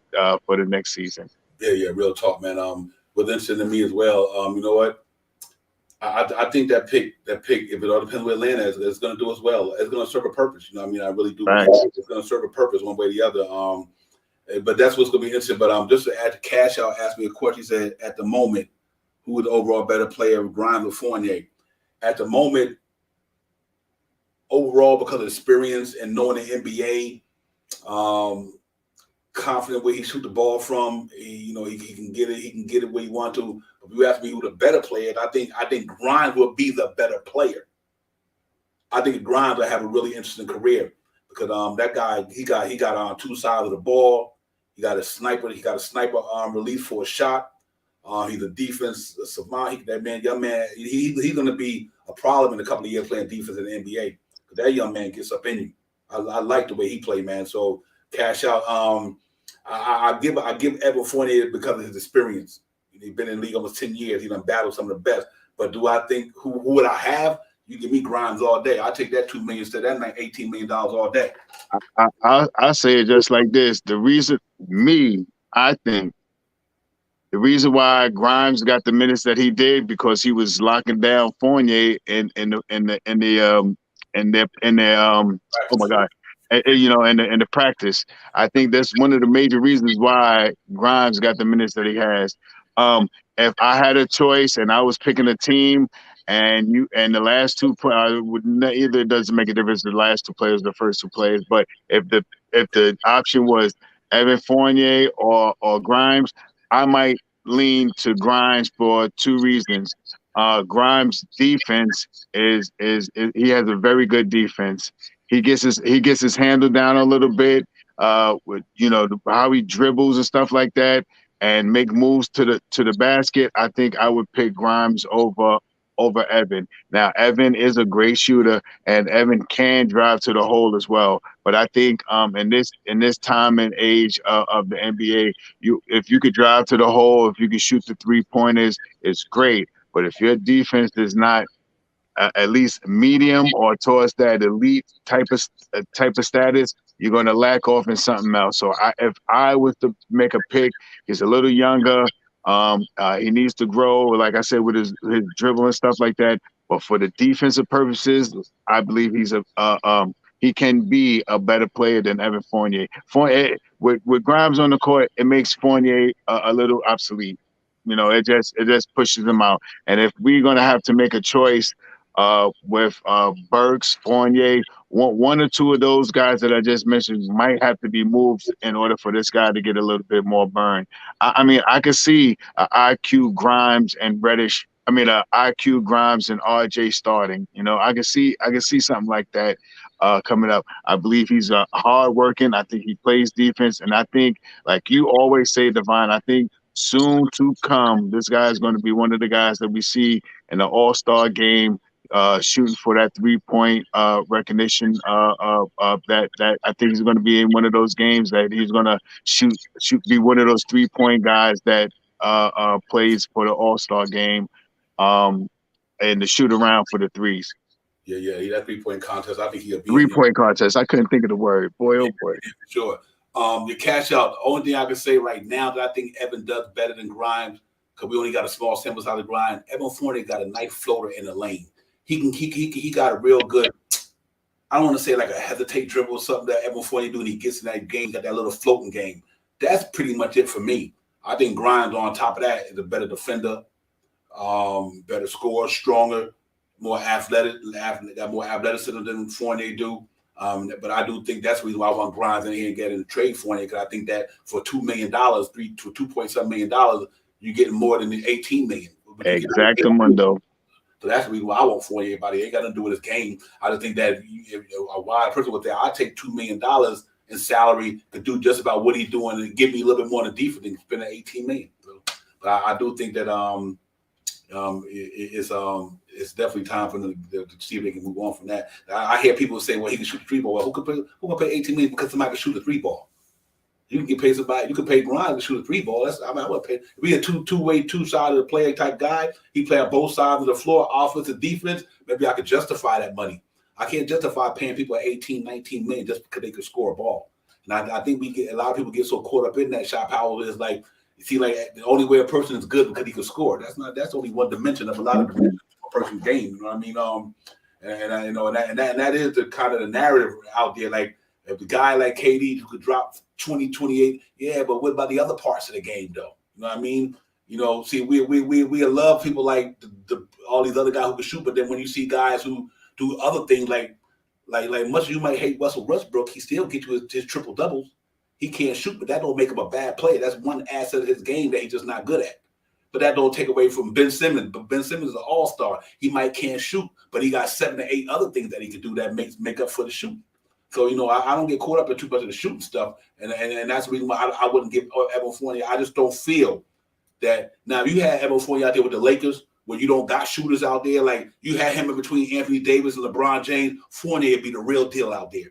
You know what I mean? You put him on a team like that where you got guys who's not great shooters, but he's one of the main guys who could knock down that corner three, then he'd be crazy out there in LA or something like that. Because you got to put him on a team, for the Knicks.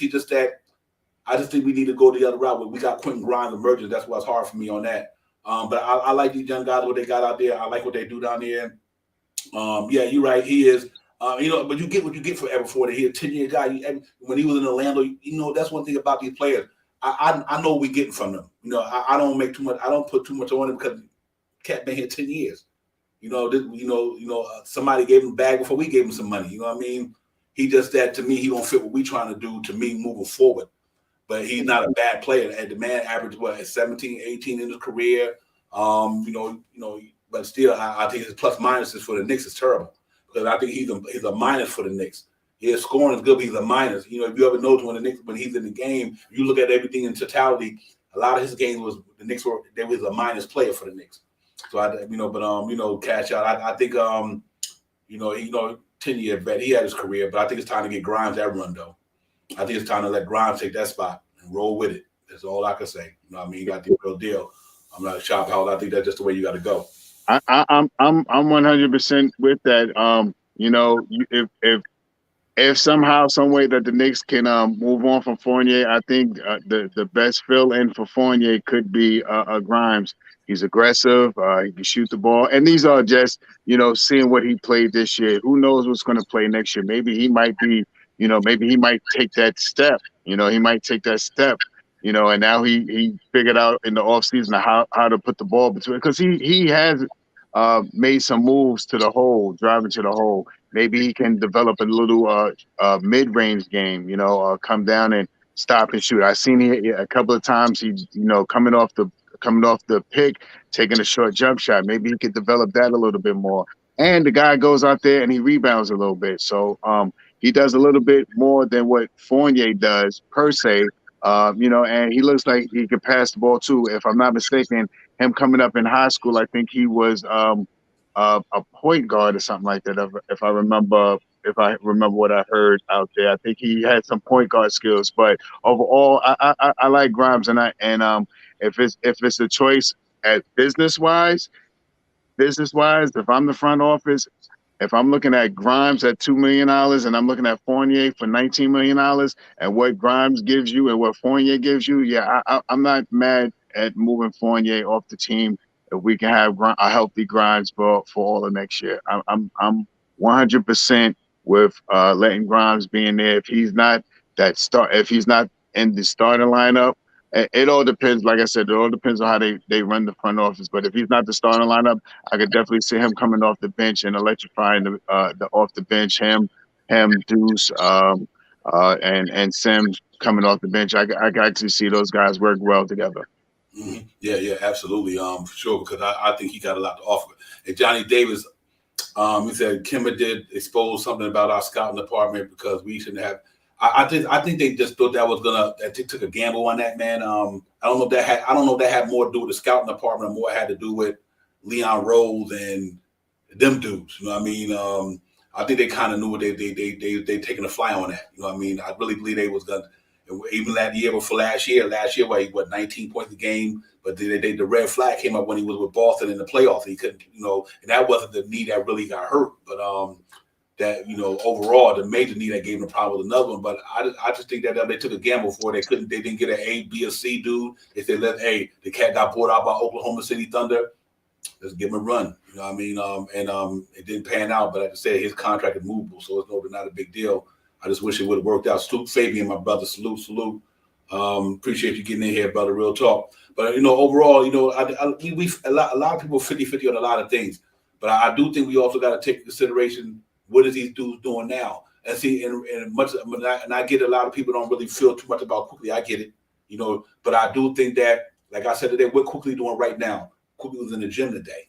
You know what I mean? He was in the gym today, working on his game. You know what I mean? And 20 games Quickly played for the Knicks last year. And so he what 15, 16 a game, 7 assists. And so you got to take into totality quickly defense. I looked at a stat today. In the top 15 people in the NBA, Emmanuel Quickly's defense is you talking about the guys like Giannis and all these guys up in there. Quickly is number 11 to 12, if I'm not mistaken. I read the stat today. So I think his defense was special this year, man. Quickly, I love Quickly. One thing about him, he D that ball up coming across that half court line. He D him up in the back on the back court, and until they get to the front court, he got a good improved year. His playmaking got better for maybe another year working out, because it's all about getting better every year, man. I mean, I know we might say, what, if you seem like he dribble a lot, what he do in the off season, you work on not dribbling so much. You know what I mean? Because that's every ball player in the NBA. They come back learning how to play the game more and more and more. Nobody's gonna be good the first year or the second year. Not everybody, unless you're just talented. But he didn't regress. I mean, he still made it. He had 11 points in the rookie year. He had 11 points this year. He did improve his playmaking. He did improve his defense. He did improve his rebounding. So you got to take this as he is improving. It'd be different. He was declining. I think we could say, okay, this cat ain't gonna be nothing. But Quickly's improving. He, him and guys like Tyrese Maxey and all these guys, man, they come from a culture, man. And like John Calipari taught the cats how to play basketball down here. You know what I mean? And if the Knicks don't believe in Quickly, then he won't be here next year. I guarantee you right now, there's not nobody on that Knicks team this year played the point guard spot better than Emmanuel Quickly next year. And we didn't have that many. Right. None of them played it better than Emmanuel Quickly this year. Look at his numbers, guys. Go look at his numbers, because the numbers don't lie. Look at Emmanuel Quickly in the second half of the season when he had the opportunity in the second half of the season. Look at his numbers. The numbers don't lie. I'm not talking about the last week of the season when he was playing. No, go back to that second half of the season and look what Emmanuel Quickly did for the New York Knicks at the end of going into the second tail of the season. That's why you got to judge. You can't judge a person how he starts, how you finish. Not how you start, is how you finish. Yeah, I think right now the cat is going to be his job to lose right now until they bring somebody in here.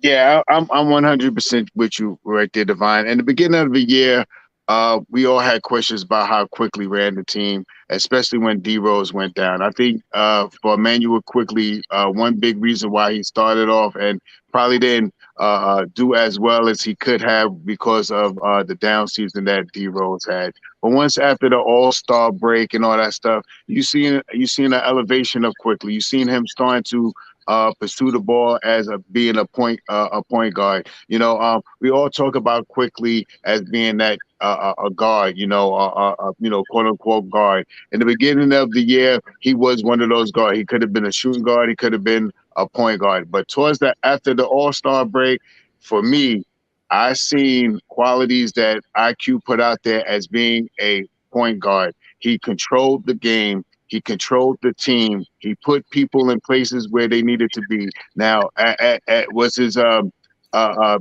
eyes always open, and was he dribbling with his head up all the time? No. Did he take some shots that was questionable and stuff like that? Of course he did.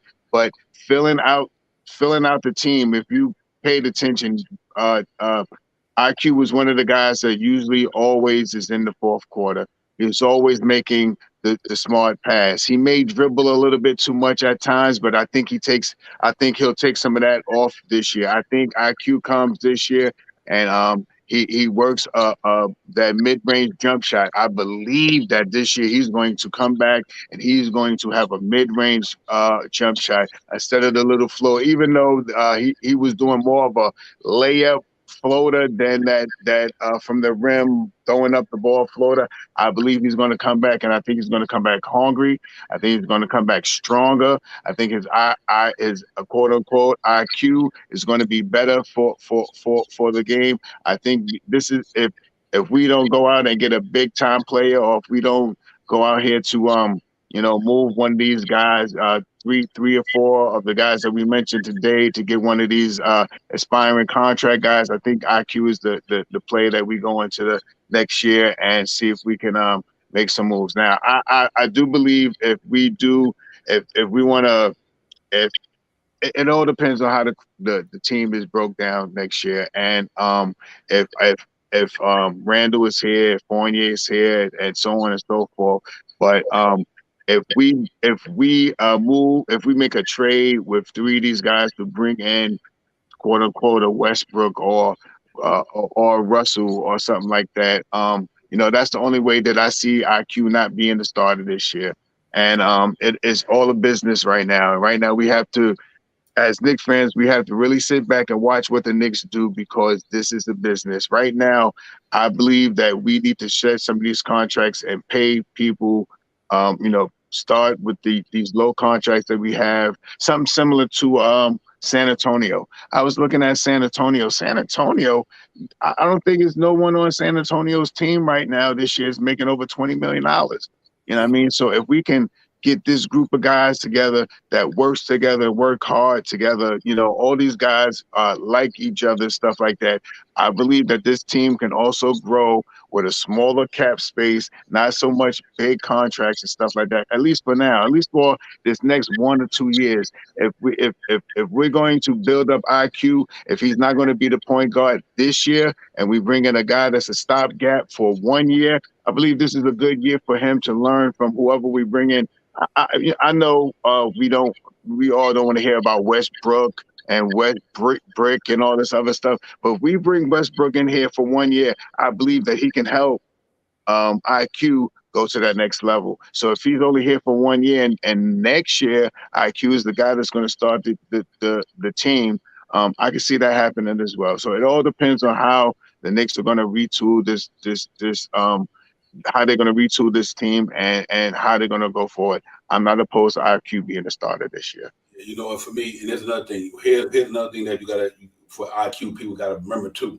Just like James Harden and all them other guys, them rule changes also affected the game at the beginning of the year. You know what I mean? When we went to the rule change, it affected the way quickly play basketball. So he had to learn how to get to play within the confines of the rule changes. No more getting them pulling up, cat fouling you going to the line. He couldn't do that like he did last year. But at the end of the year, he started mastering it. He know what he was. Yeah. He know what he was doing. It's about the maturation. It's like if you don't know, you got to learn it. And so at the beginning of the season, and I'm here. I thought this here just to show and prove. What I mean is that if you look at this here, Shaw Powell's in the chat. Emmanuel quickly shot only from 392 from the 2-point line. But look what everybody else shot. Kemba Walker 403. Alex Burke shot less than quickly from the 2-point field goal percentage this year. He shot 39%. Quickly shot 39%. RJ shot 408 and Julius Randle 411.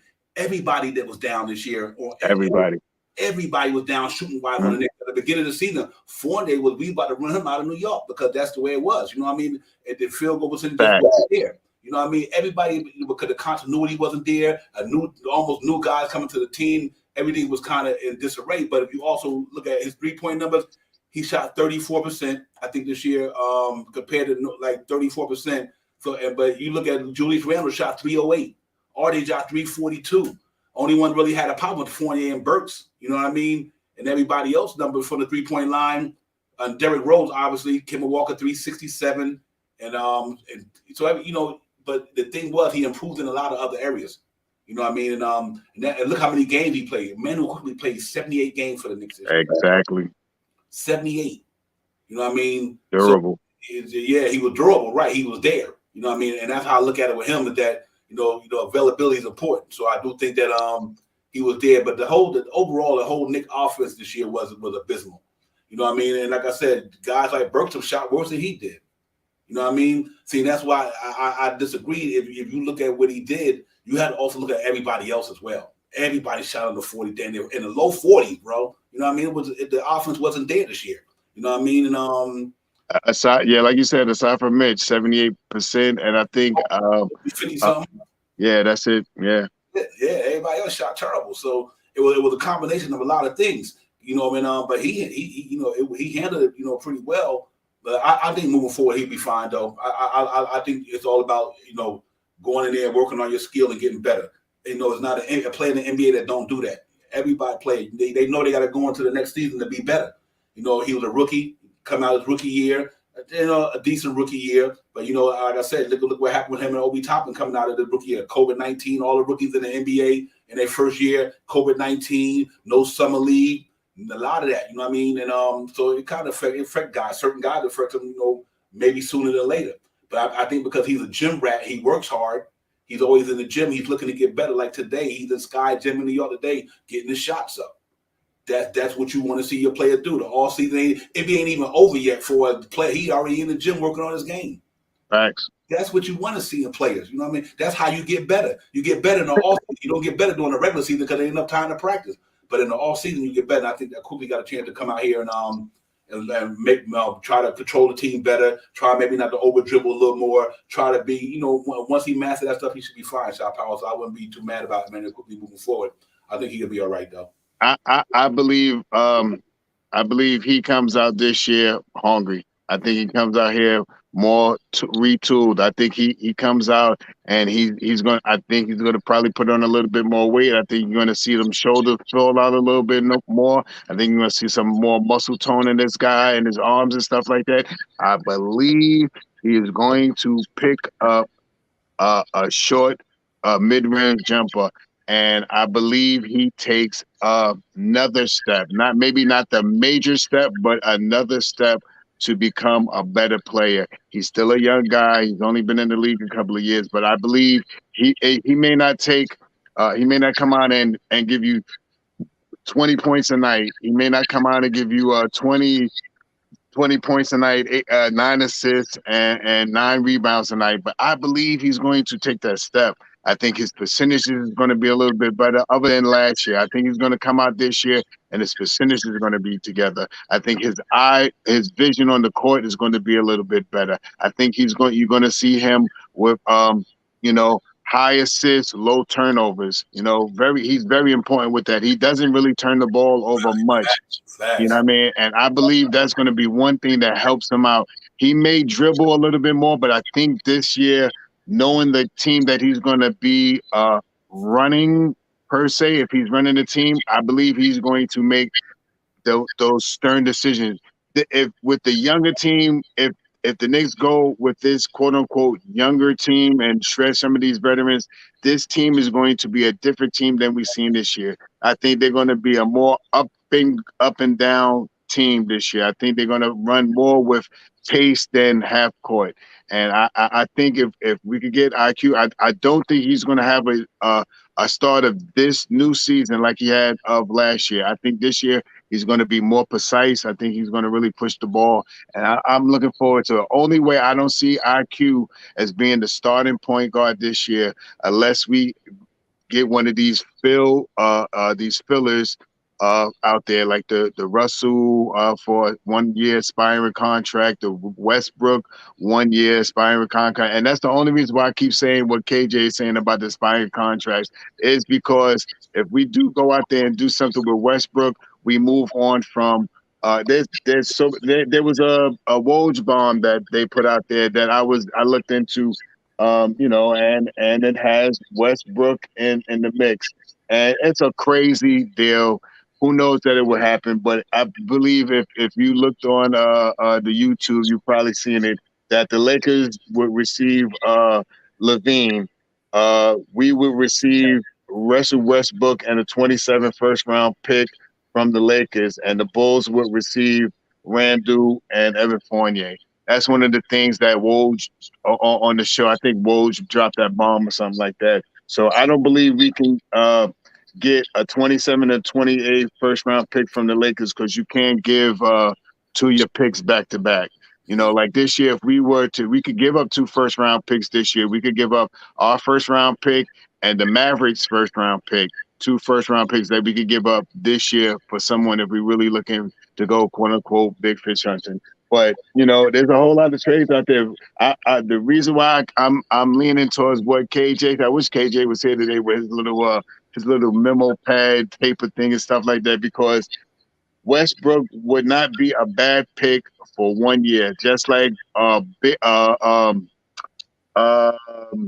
the guy from Houston? John Wall. John Wall, also $47 million wouldn't be a bad bring in for a 1 year deal or something like that if we can move 3 players from him. So it all depends on if we looking to move veterans and we could package 3 veterans together to get 1 player for a stopgap for 1 year and both teams prosper. We move Noel, Burks, and Kemba, and we could get Westbrook for 1 year. I don't know. Do you want to keep those 3 guys, or would you like to rock with Westbrook for 1 year? Yeah, you know, you're right. So I'm excuse me. I'm gonna say you get off $150 million off a salary, and you take it out somebody like Westbrook. You know what you can do with Westbrook? Trade him at the deadline. Exactly. You still can trade him at the deadline. Let him play the whole season. Matter of fact, you can do the trade and just sit him. You could just sit him. Just like John Wall. You see what Houston did? Houston got John Wall. He ain't even playing. So, but to get them contracts off the books, to free up all that cap space and the roster spots. Because we want the young guys to play, am I right or wrong? So in order for them young guys to play, the Knicks got to free up roster spots. If you can move Evan Fournier and Julius Randle, which is $117 million over 4 years and 56 or 36 million over 2 years, that's a combined $150 million for salary for Westbrook for 1 year. Yeah, yeah. And if you throw it, and if you throw it in there, you know, moving those 3 players to get Westbrook, and we still could probably move on from Randall. You're looking at the 25 million plus that 45 million. Now, Keith Turner, I know if I'm looking for a stopgap, I don't really want to see Westbrook. But could you imagine Westbrook coming in here and coming down the lane and throwing it down in New York on somebody with his aggressiveness? Or could you even see, because even though Westbrook his shot is not the best. He's still averaging about 8 assists a game, and he's still grabbing about 8 rebounds a game. You know, I think this year his scoring was 16, 18 points, but he still averaged about 8 assists, and he still averaged about 8 rebounds. I mean, it's not a guy that I would like to bring in here, but for 1 year, you know, we bring him in here. You know, we could. Another thing we're bringing Westbrook in here is we bring Westbrook in here. That means D Rose has to go too. So we're moving off from another $14 million plus when it comes to the trade deadline, we can move off him too. So just between Westbrook and D Rose, we're looking at like $50 million, you know. You know, it's just out there. I'm not saying that I'm with it, and I would rather, me personally would probably look to go get D'Angelo Russell. I think I would like him a little better than any of these guys out here. But my preferred choice is to go IQ all the way. You know, here's the thing right here too. We got to remember. You got to think about this here. If somebody willing to take Randolph Fournier, yes, that's what I'm saying, man. Y'all got to act like this. That's a business move right there, man. Business move, man. Because listen, not everybody gonna do that. Not everybody willing to. Westbrook got an expiring contract. Knicks have stuck it up for the last 8-9 years, which I worry about 1 more year for. I mean, what if the Knicks can shred $136 million? No, 100. Fournier got 2 years left, $36 million. Julius Randle just signed an extension for $117 million. That's $156 million. And you could willingly say you could bring in one guy for 1 year for $44 million. After that, it's over, and you done saved yourself $112 million on your salary for the next. It's not the whole year either. We don't necessarily have to keep him the whole year either. He 100% right. Along with that 18 points, that's better than anybody we had. I'm glad you put that there, Fabian. And he scored 18 points a game. 18 points. I know he's like 16, 18 points. Yep. 18 points a game. There ain't nobody 18 points, about 8 rebounds, and about 8 assists. Come All on. right, so let's think of it like that. And could you imagine Russell Westbrook coming down the lane and throwing it like Russell Westbrook can on somebody with that ugly face, that face that he do? Oh, you know how he look. He got Come the on, man. attitude to play in New York. He got would electrify. His shooting sucks, but if he throw it down on somebody, it's a wrap in New York, man. Yeah. Because I'm gonna tell you something about this here. I'm gonna tell you something about this here too. You know who wouldn't have a problem with that? James Dolan. You know why? Russell Westbrook will put people in the seats. You know what I mean? Oh, no question. He will put people in the seats. He got that dog in him. And one thing you can say about one thing you cannot say about Russell Westbrook, but you can say about a lot of people. He do not take a night off. Yep. He do not take a night off. That man come to play every night, regardless of his jump shot. You take away Russell Westbrook jump shot, ain't nothing else you can say about him. He's a defender. He's a rebounder. Yep. The man is an MVP, dude. I mean, the man is going to the first ballot. No question. I don't care if you don't like him because he can't shoot. You may think it's whatever. You cannot deny his career. The numbers don't lie. They just don't lie. You know what I mean? They don't lie. The man is good. I think the man is good. So hey, you give Fournier about here. You meant to tell me y'all keep you rather have Fournier than Russell Westbrook? Nah, I see your point. Yeah, see your point. Yeah, I'd rather have Fournier than Russell Westbrook. And right here is a multiple-time All-Star, first-team NBA, second-team NBA. Come on, man. And he had. I think the season that he had last year was on the prequel of him being with the team that he was with. Him, Davis and LeBron. I think that's the reason why his shot really wasn't on at per se. You know, he's not, and I know he's not a great shooter, but you put Russell Westbrook on the Knicks with this running crew right here with Westbrook, RJ, Cam Reddish, Obi Toppin, and possibly Mitchell Robinson. Come on, man. That's a different team we talking about right there. That's a different team, and he's a dog, man. He's not gonna go out there and pussyfoot around, man. He's gonna go out there. He's gonna go out there and he's going to play hard every game. You know, him and Tibbs might butt heads a little bit, and I understand that skirt / kilt thing that he be wearing. I ain't with that too much either, but. Hey, you the funny thing you say about that thing is a designer thing right now. You see, I don't know why these guys out here wearing this kilt looking like they, man, but I seen 2 or 3 guys out here, man. Mine don't matter. If he can come in and help us with, I don't care what he wears. Yeah, I don't care either, you know what I mean? I don't care. I have to say that to say this. The reason why I bring the Russell Westbrook thing, because we know this might not even happen. The guy, we only trying to bring you scenarios that we think will help the Knicks team moving forward. The reason why I bring up the Russell Westbrook thing, why I'm with it, moving forward as an organization, we won't be cap strapped. We would be, man. Think about when think about this here, Shop Howard. Let's say if you didn't do that move with Fournier, and think about Fournier and Julius Randle for Russell Westbrook. Check this out. Not only do that $44 million come off the books that year, right? Noel's come off the books. Kimba's come off the books. Yeah. Roses come off the book. Yeah. Then they're 100 million. They have 100 million. Yeah.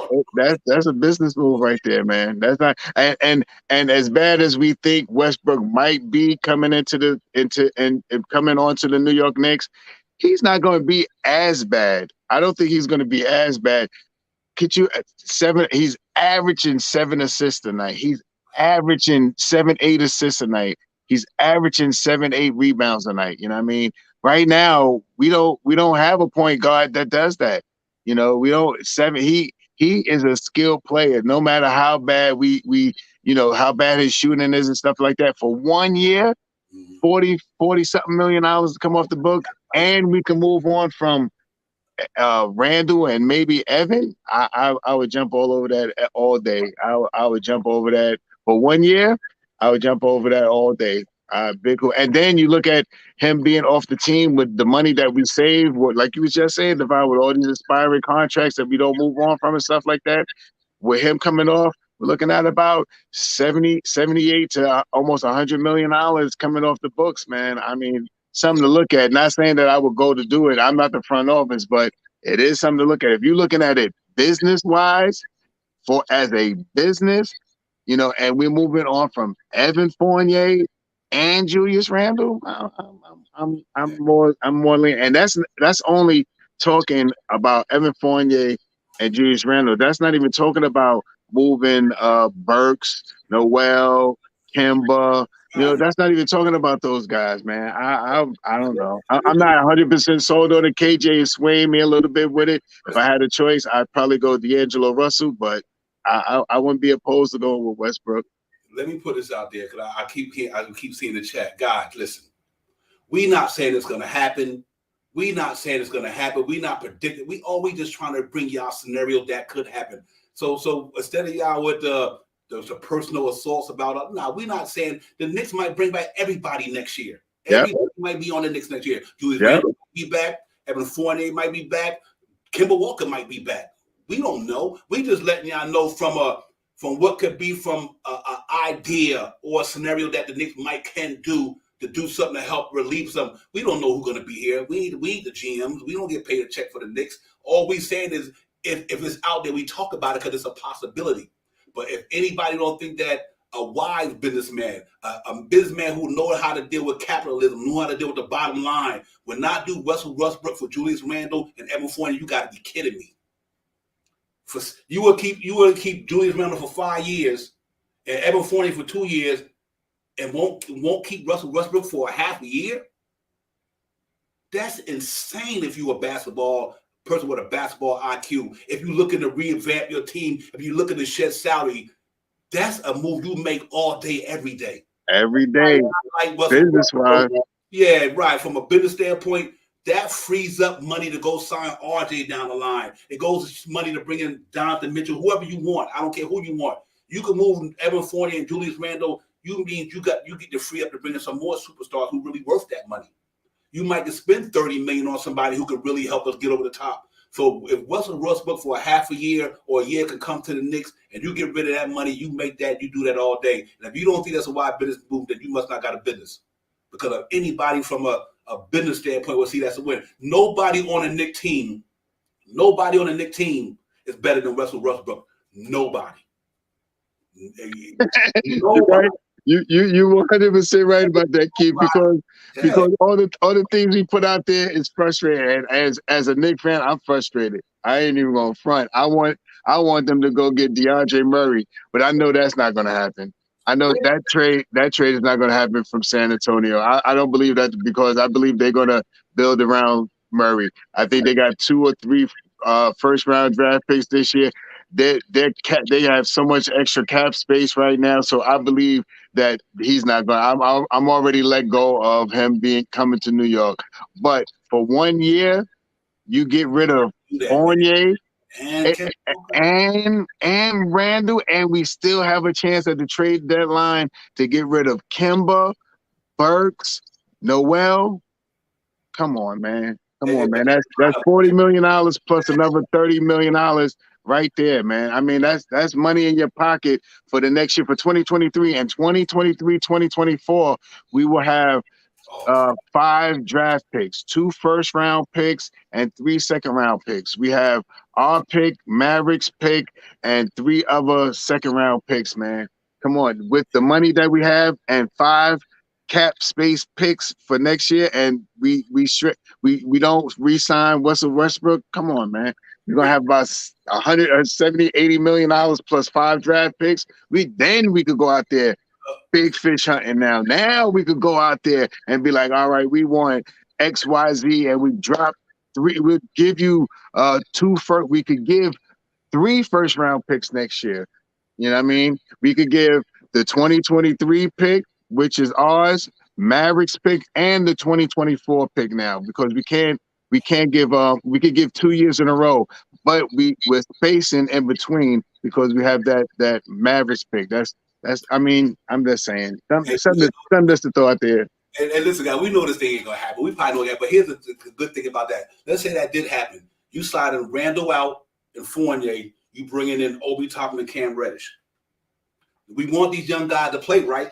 We want them to have time. How are we going to play these young guys? We don't have the space to put them in there. Facts. So if you move Randle and Fournier for Westbrook. You go into the season with Russell Westbrook, R.J. Barrett, Cam Reddish, Obi Toppin, and the possible Mitchell Robinson. I do not have a problem with that for 1 year. I don't have a problem with that, man. Russell Westbrook can fly, get up like Obi Toppin can. Cam Reddish got athleticism. That'd be you talking about an athletic team. Defense, Westbrook can guard the best of them. RJ is a decent defender. Cam is a defender. Obi getting better, and you got Mitchell Robinson. I just think for 1 year, because we want these guys to play, we got to give them some time. I really mean that. I'm not the one. I don't want Westbrook in here. I don't want him in here. But I'm saying it. But for that money, oh my goodness, bro. Salute to Keith Turner. This man, you you got it going on tonight, Keith. I'm just saying, as a if I was the front office, that would be something that would probably not be my first choice, or maybe not even be my second choice, but that would be something to think about. That would definitely be something to think about because of the players that we are moving. And like you said, Divine, what makes the difference is we're looking to get our young guys out there. We're looking to get Reddish some minutes. We're looking to get Obi the minutes that he needs. Now, a lot of people say, there's a couple of people out there that say about Randall. If we put Obi in that position, he can't do this, and Randall is a 20, 10, and 5 guy. I believe if you give Obi Toppin 30 minutes a game, 28, 30 minutes a game, I believe he could get 17 points a game. I believe he could get 6 or 7 rebounds a game. I believe he could get 3 or 4 assists a game. So the giveaway for Randall is not as bad. And I'm telling you, and I wish KJ was really here because I don't want to say I'm on that bandwagon. That's not my first choice. Like I said, I would rather D'Angelo Russell first if that was one of the choices. I don't think we're getting Brunson. Brunson is out. He's probably out of our class right now. I definitely don't think we're getting Donovan Mitchell this year. I think he's going to be, if we're looking to get Donovan Mitchell, we're looking more like 25, 26 when he comes off his contract. So for one of these 1 year stopgap, I even like Haywood. I know a lot of people don't like Gordon Hayward. I know a lot of people don't like to hear Gordon Hayward because he's so injury prone. But he's one of my guys, and the reason why I like him is because to get Hayward, we could give up Burks, we could give up Kemba, and we could give up Noel. We give up 3 for 1. You know what I mean? So these are the business moves that I would make. He has one. He's only on a contract for 1 year, and I think the second year is a team option. But I think that team option is null and void because he's not going to be on the Hornets. I'm not 100% sure about that. Don't quote me, but I think. But with these moves, if we can move on from Julius Randle, that everyone, 60% of Knicks fans, and I'm being nice by saying 60%, 60% of Knicks fans do not want Julius Randle here this year. Right. So you wouldn't give up Julius Randle, and about 50% of people don't want Fournier. Didn't like Fournier in the beginning of the year. They was ready to trade Fournier out of here. He came back at the end, towards the end of the year, and he got better with the team. But 60% of the people don't like Randall. About 50% don't like Evan Fournier. Just to bring in Westbrook for 1 year, I'm just saying. You know what? Here go the ultimate deal, and this is what I said. The ultimate deal is to send Julius Randle to Portland. That's another one out there. I'm not saying that this is the end all be all. We just put up that the real deal. You could send Julius Randle out to Portland, get one of the first round picks. You know what I mean? And you might have to take back Eric Bledsoe and Nasir Little or whoever the case may be to equal his money. But I don't have a problem sending Randall out to Portland if it's going to net me a first-round pick in this year's draft. We got to take Eric Bledsoe's $19 million, maybe Nasir Little money. They both aspiring as well. There's other options out there besides Westbrook. But you got to make sure that I know people like L.A., they looking to compete now. You know what I mean? They trying to compete now. So as long as they got LeBron James and Anthony Davis, they're going to want to bring in players who are going to help them win now.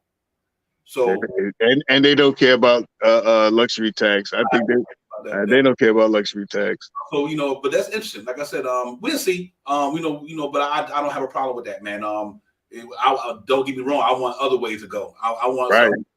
But I'm just using that as an example of what can happen if you want to stretch salary. I think that's the only reason I bring the Westbrook thing is because of salary. That's it. But I also know who he is as a basketball player. Like I said, whether you like him or not, you can't you can't refute how good of a player he is. Yeah, just because. And here's the bad thing about that. We're gonna move on from that. He didn't fit with LeBron, so they both need the ball. That's what I said. That's exactly what I said. Because Westbrook can't fit with LeBron. LeBron need the ball in his hand just as much as Westbrook do. You know what I mean? So that was an accident waiting to happen. Whoever thought about that, but what can you say? But we'll see, man. But you know what? Sunday night gonna be the joint. We're gonna get a popper. We're gonna try to get some draft stuff going on, lottery stuff. See what y'all guys think what Knicks gonna pick at. I already think I said last show that they're gonna pick in the 7th spot. I'm thinking. I believe the ball. I believe the ping pong ball is going to be a little better. Maybe not top 5, but I think we move up to about 8. I think we move up a little bit. I don't think even if we move up, even if we don't move up, that as the way the draft board is looking. You got some good guys that's going to be around there in that 10th, 11th spot, stuff like that. So it's something to be seen right now. I've been paying more attention to it. I like that guy Ben Matchman, man. Yeah, I like him big time, man. Yeah, he is. You know me, I'm big on Chacon. I like Chacon. Yeah, Chacon is nice too, man. My ultimate is Jabari Smith, but he's too far up there, man. He's probably gonna go in the top 5. And so let me ask you a question. Do you think Roka's coming over next year? I think he's going to come over and I say this, man. It all depends on how the Knicks retool this team, man. Rokas could be here, especially if we move on from D Rose. Right. You know what I mean? If we move on from D Rose and move off that $14 million contract, Rokas come over here. What he's going to get $2, $3, $4 million. We didn't already. Even if he get $5 million, we didn't save $9 million. You know what I mean? If he get $5 million, we save $9 million by letting D Rose go. It's something to think about. It all depends on how they're going to move this team. If Fournier is going to be here, if Julius Randle is going to be here, we clamor and we fight. I mean, we not fight. I don't want to say fight. We discuss about things about Randle, being here, and like we were saying about Westbrook and all this other stuff, the move for Westbrook. But if we're looking to see Obi Toppin come out here this year and play basketball, somehow, some way, we have to try to get off of Randall's contract, man. If we don't get off of Randall's contract, I can't see Obi Toppin playing 12, 14 minutes next year, man. And I don't think the fans are going to, the real Knicks fans, the fans that are out there screaming, Obi Toppin, they're not going to be with seeing Obi playing 14 minutes. And even if we put Obi into the 3 position, we can't. I mean, if we put Obi in the 3 position, which could work, but that means we put Obi in the 3 position. Now we got to move RJ back down to 2. It could work. It's something that if we still keep a hold of Randall to get so Obi could get some minutes. But is Obi a 3 type of guy? Is he's that? I mean, he's able. If the one thing with Obi Toppin is he has to get that 3-point shot down pat. If Obi gets that 3-point shot down pat and devises a short jump shot, a mid-range jump shot, he's going to be awesome this year, man. As long as he can stay on the ground, he don't go for that up fake all the time and stuff. If he stays on the ground and stay grounded, I believe Obi Toppin could be a better player next year. I don't believe he's going to be he could be. It's possible that he could be closer to a 20-point game, close to being to a 10 rebound game, close to be around 5 assists a game, because he's that type of guy. Everybody forgets that when he came from out of Dayton, this guy was the number 1 guy coming out of the college, man. He was like one of the top guys coming out of college. When we picked him up 2 years ago, I mean, did I think that we wanted to get him and stuff like that at the pick that we had him at? Yeah, I thought Obi was a great guy to bring in here and stuff like that, and he's evolved his game. He's going to get minutes now. Do we stunt the growth of Obi by keeping Randall? I don't know. You guys let me know. I don't know. Me, I've been big on Obi since I mean, that's what I was. To me, seeing Obi get the minutes at the end of the year, it showed me dating Obi Toppin. You know what I mean? Yeah. I've been big on that boy. Since I went into this week. To me, that's the reason why I said. That's the reason why I said you got to move Randall and Fournier. If we want Cam Reddish of the world, the Obi Toppins of the world to get better, we got to move them dudes. And that's the reason why I bought that trade. Hurry up. Because here's another thing you got to remember. How is Obi Toppin going to be without IQ? You know what I mean? Because that's the reason why I said if you're going to go young, let them start because they got a good chemistry. It's just so important to have chemistry when you got two players who like IQ can throw Obi live in his sleep. You know what I mean? I mean, literally, this cat know what he played, and they got a good rapport together. You know, like I said, I'm not talking about the talent wise. I'm not comparing them to these guys I'm about to say because they like Karl Malone. Without John Stockton, Karl Malone wasn't getting buckets like that because he knew where to put him at. Tim Duncan, Tony Parker know where to give him the ball at. You know what I mean? That's important to me, guys. Is knowing somebody know where you like the ball at. That's a quarterback. When it comes to Obi Toppin and Emmanuel Quigley, they got that rapport, Shop Howard. I mean, this cat know all Emmanuel Quigley got to do with his head. He do it good. When he get a rebound, he know what's happening. He already got his head up. You know what I mean? He got his head up. He know Obi breaking down that court. Obi Toppin gets you 8 points easy just off of him and Emmanuel Quigley, knowing that he running out on a fast break or something.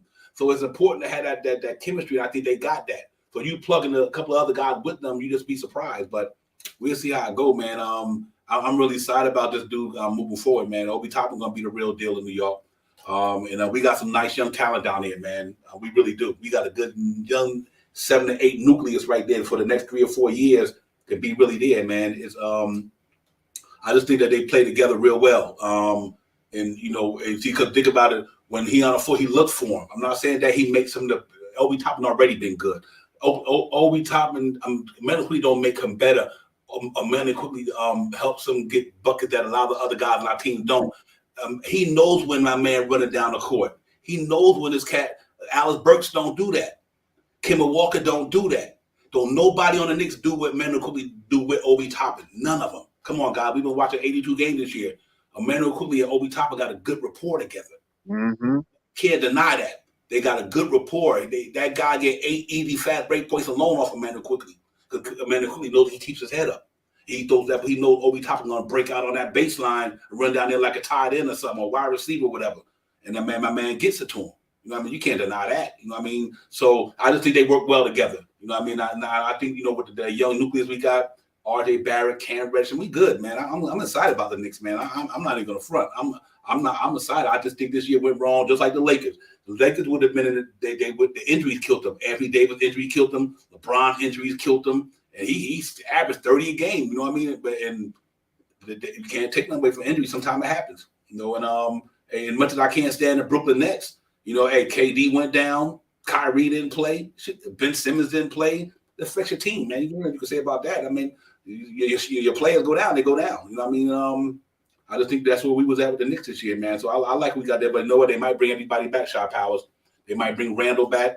They might bring Fournier back. Yeah. They might bring everybody back this year. You just don't know. We might go in the next season in the same dilemma. And because the one thing that I'm hoping for is if they do bring everybody back, then we, as Knicks fans, I hope we all can handle that, because we clamor about we want to see the young guys out there. We clamor about we need to shred these contracts, these Burkses and the Noels and all this other stuff. And we don't shred these contracts. We don't see Obi out there. We don't see IQ as being the point guard. We're not going to see Deuce McBride out there flourishing. We ain't going to see Sims out there backing up. Or maybe we might see Sims because if we lose Mitch. But if we get Mitch back somehow, some way, we get Mitch back. We're not going to see Sims back this year because Noel's going to be here. Then what we're going to sit here and sit back and talk about, we should have traded these guys then and blah, blah, blah, blah, blah. So let's just see what they do and stuff like that. And I got a scary trade out there for you. And it's not the New York, it's a Brooklyn trade. Mm-hmm. Right now, I don't think Brooklyn is going to keep Ben Simmons. And this is a scary trade for the East in this trade. The Brooklyn Nets trade Sims to Utah to get Gobert. Yep, that worked well for them. 35, they're 35 and 37 million. That trade, they trade Sims to Utah to go play with Donovan Mitchell, and they get Utah sends Gobert over here to solidify their front court. That's a front line. That front line is tough. There, him and KD. Right, so let's, as Knicks fans, you hear me saying this. I'm not saying that it's going to happen, but if that trade happened and we stay pat, it's a chance that we could do good. With this crew that's been together for a couple of years, and towards the trade deadline, we'll have a lot of these contracts that we could trade, that we could get rid of, at the trade line. But we have to start the year with Burks. We have to start the year with Noel. We have to start the year with Kemba. We have to start the year with who else am I missing? With Taj Gibson and D Rose. All right, so I'm not saying that those 5 names that I'm hoping that we can try to formulate something to get some cap space or something like that. But regardless of the fact, we will shred those contracts one way or another. But if we shred the contracts and at the trade deadline, we don't have much time to retool.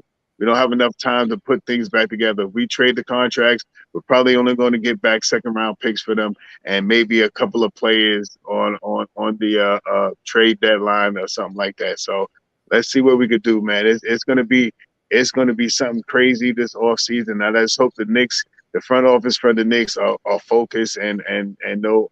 I'm pretty sure they already know what they want to do. They already got A, B, C, D, X, Y, Z. They got 1, 2, 3. They already ready. They ready. Yeah. I think that overall that's a good trade for them, because I think you get him out of New York. You get him. The good thing about Utah too, he got somebody who can really. He got D Wade there now. D Wade is he's in ownership. Dwayne Wade is part ownership of the Utah Jazz. So he got somebody there like Dwayne Wade in that organization. Come from that Pat Riley culture. He come from a culture-minded place. Him and Donovan Mitchell might pop. You never know. You might, even if you got to give up some more with it or whatever, but it's not much. I think one is 30. The salaries work. Yeah, 35 and 30, 37 and 35, 34 and some change, 36 and some change. It's about the same amount of money. Yep. That says something scary to think about, that to see a full year of those Kyrie and KD with a dominating center like Gobert. That's something scary in the East. Just saying. I don't think Kyrie gonna be in Brooklyn. I think he might leave too, but if he do stay, I don't think they're gonna want him. I think they like Sean Marks said on the radio on an interview. Sean Marks was like, "Listen, we need players who are available." Yeah.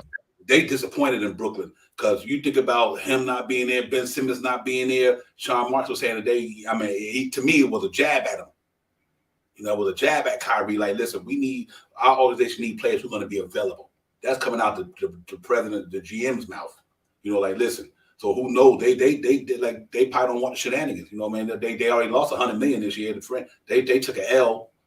So. You know what? You never know. I wouldn't be surprised. They send Russell Westbrook to Brooklyn to pay with KD and send them up out of LeBron. I don't know. Send Kyrie Irving back out to LA with LeBron. You never know. But yeah, it's gonna be interesting for us, man. But for the Knicks perspective, for me, as long as we maintain our structure, man, keep them young guys moving, man. Maintain because we cap strapped. We can't do nothing. And we can't get nothing in free. This is a big free agent class this year. We can't get nothing. You know what I mean? Oh, Fabian said he think he end up in the Clippers. I can see that as well, Fabian. That's true. That's a good move too. We get to play with Kawhi and them. But we cap strapped this year. We don't have no money to make no moves. So, that's the reason why I brought up a lot of these scenarios. How are we going to free up cap space? You know what I mean? Because even when we got expiring contract, if we trade somebody, if you're not getting picks, you're going to have to take in some contracts anyway. So to me, the Knicks might just roll what they got and wait till the trading deadline. Say, you know what? We'll bring back all them cats, see how the season go, and at the trading deadline, we will and deal.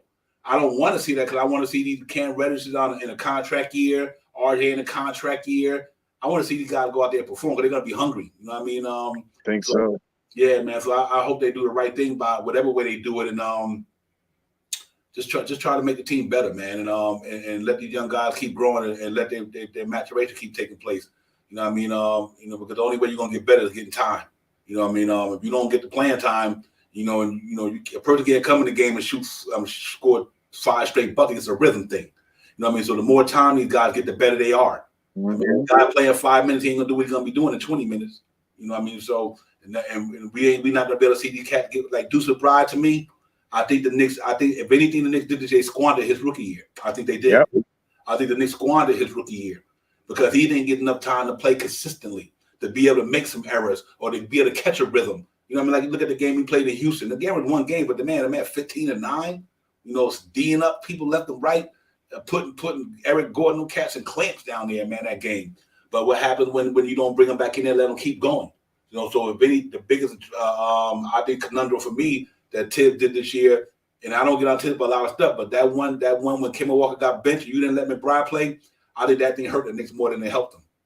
I really believe that. I think not playing McBride in February when he sat Kemba Walker butt down and benched him, they should have threw McBride in there. Either he started in the backup or whatever. I don't care. You should have threw him in there and let him got his rhythm going. And got his timing in there and be able to play and understand the game and master the game and get and take your bruises and your lumps and everything.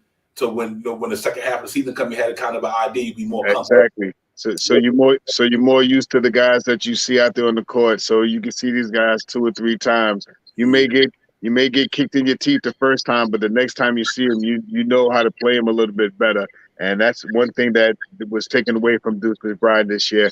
He couldn't get into rhythm. He had some good games. He came out and played good basketball, but his reps that he didn't get out there to play these guys 2 times a year, to know the guys that he's playing on the offense. I mean, playing against them on offense, how to play them. He's a great defensive guy, man. Long arms, you know what I mean? Very athletic and stuff like that. And he can shoot a jump shot. You know what I mean? And he's not scared to drive to the hole. I'm hoping, like I'll keep saying this, man. I hope that we can move on from some of these guys so we can see some of these young guys really get together and play quality minutes this year, man. Quality minutes is what I'm looking for and I don't think that they're going to make a major step, but I think they're going to make a step towards a brighter future for them. Because if we hold on to these guys for at least a year or 2, right around the time when these guys all need to, because a lot of these guys are right around the same time when they need to re-sign and stuff like that, we build up our cap space and these guys' contracts will be double, triple time what they're worth right now. Yeah. If we're looking for a big fish. Mm-hmm. Yeah. Hey, Fabian, would you do the Ben Simmons thing in New York? Because Fabian put that question out there. I just want to ask him that. Would you do that, and why? Or would you trade for Simmons? Fabian, would you want him in New York? Would you take him here? Oh, Fabian said, what if we make a trade for Ben Simmons? I don't got a problem with Ben Simmons coming to the Knicks. I mean, bad back and all, I still think he can get us at least 12 assists a night. He's a great assist guy. You know what I mean? And he grabs rebounds too. He may be a little nervous about shooting the ball in the fourth quarter and stuff like that, but he grabs rebounds and he could assist the ball. He changed the whole game up because he has the ball. He'll have the ball in his hand, and he's like 6'7", 6'8", 6'9". He's a big guy, man. I know he's a big guy. He looks over these small point guards and stuff like this and stuff like that. So him coming here to distribute the ball out to players that's driving to the hole like a Obi Toppin or Cam Reddish. Woo! Could you imagine that? Yeah. Fabian said he'd do it as a small forward. I guess what we would have to do though, we had to put some shooters around him in RJ. So you probably definitely have to get a couple of 3-point shooters in that lineup if him and RJ in there. But yeah, I'm gonna tell you something. That man defense is top notch, bro. That's why, boy, I'm gonna tell you, Can you imagine if he was healthy and played for the Nets this year? And now you know Yeah. he's a lockdown dude, man. That boy, he's nice, but he decided that extension. I don't know how that play out, but it'd be interesting. Like Will said the pressure. Can he handle the pressure? You know what I mean? D. Cool said that's a hard pass for him. Yeah, I don't know if I would want him here just due to the fact I don't think he fits the chemistry of that starting lineup. I mean, he a beast though. He a beast, but I just don't know. I guess you would have to keep Fournier in there because we're gonna need some shooters in there. But at the same time, I tell you what, Joe, him and Quentin Grimes will lock down some chokers though. I'm telling you, man. It would change. Him and Quentin Grimes will lock down some chokers in that backcourt though. And you know, him and Quentin Grimes a sniper too. Yeah. That backcourt would be crazy though. And for our defense, that defense will be bananas. Ben Simmons and Quentin Grimes, man, listen, at least from a defense standpoint, that should be bananas, bro. Because I'm like, yo, that's lockdown right there. But yeah, I think you know, to me, I think he want to get out to LA. I think he want to go out there with LeBron and them. I really think that's what. But we're gonna see what Bobby Martin, not Bobby Martin, I'm gonna say Sean Martin gonna do, because they will definitely talk about that today, how they want God to be available. Because they feel like, you know, the reason why they couldn't get where they had to go because of availability. So, and you know, but that's their problem, Brooklyn, whatever. You know, but we just, you know, we got what we got to do, man. We gonna get up out here in a few go, because we all got to get on the grind in the morning, man, and everything like that. But appreciate all y'all in the chat as always, man. You know, y'all keep it coming, man. You know, we all disagree, but you know, we just throw out scenarios, man. We don't know That's all it is. I don't know what the Knicks gonna do. I have no idea what they're gonna do. Don't have a clue whatsoever. But what I always try to do is use my imagination and think what would be best for the franchise as a fan. As a fan, you always want your team to be good, man. You know, we've been in the purgatory for a long time, and we finally made a move last year to get out of purgatory and went to the playoffs, and we had a good year last year. You know what I mean? We weren't the only team played in the short season. Everybody played in it. You know what I mean? So we no different than any other team last year, and we had a good year. You know what I mean? So but we just didn't get out of the playoffs in the first round, but. I really believe, Shaw Powell, that we wouldn't have got them injuries this year. We would have been back in the playoffs. We would have been back there. We would have been back in there. Just that losing Derrick Rose and Nerlens Noel, and it just was a hard thing to swallow when you have a bunch of young guys to come in there and try to get it popping. But hey, listen, man, I know you. I be seeing you guys comments up in the chat. You cats know a lot about the draft, so Sunday night gonna be strictly draft. Yo, we ain't talking about nobody on a other than what can go with the guys. But we're gonna try to get the draft show popping Sunday, man. The lottery. Talk about the lottery. Talk about the 14 picks. See who you think the Knicks gonna get, where you want them to get, what you hope they do. That's a $4 million. Anything from 1 to 11 is $4 million salary for the Knicks. So we have to see. And other than that, if it's a first round pick from 1 to 11, that's $14 million. I'm not 14 million, $4 million. Pardon me. That the Knicks gonna have to pay out for that first round pick. So we'll see what they're gonna do with that. But there's some nice young talent in there. Ain't no. I would say Bonchero going to be. I think he's going to be one of the players in the league that could be special. But I don't think there's no jaw drop that's going to be a superstar yet. Because I don't really know it like that. But we'll see. But we'll see how it goes, man. Salute to the chat, everybody, man. Thank y'all for y'all comments, y'all thoughts, and everything, man. You wise guys always keep it moving up in there. And we'll see y'all Sunday, man. Real talk. Shaw Powell, holla at him, man. Yeah.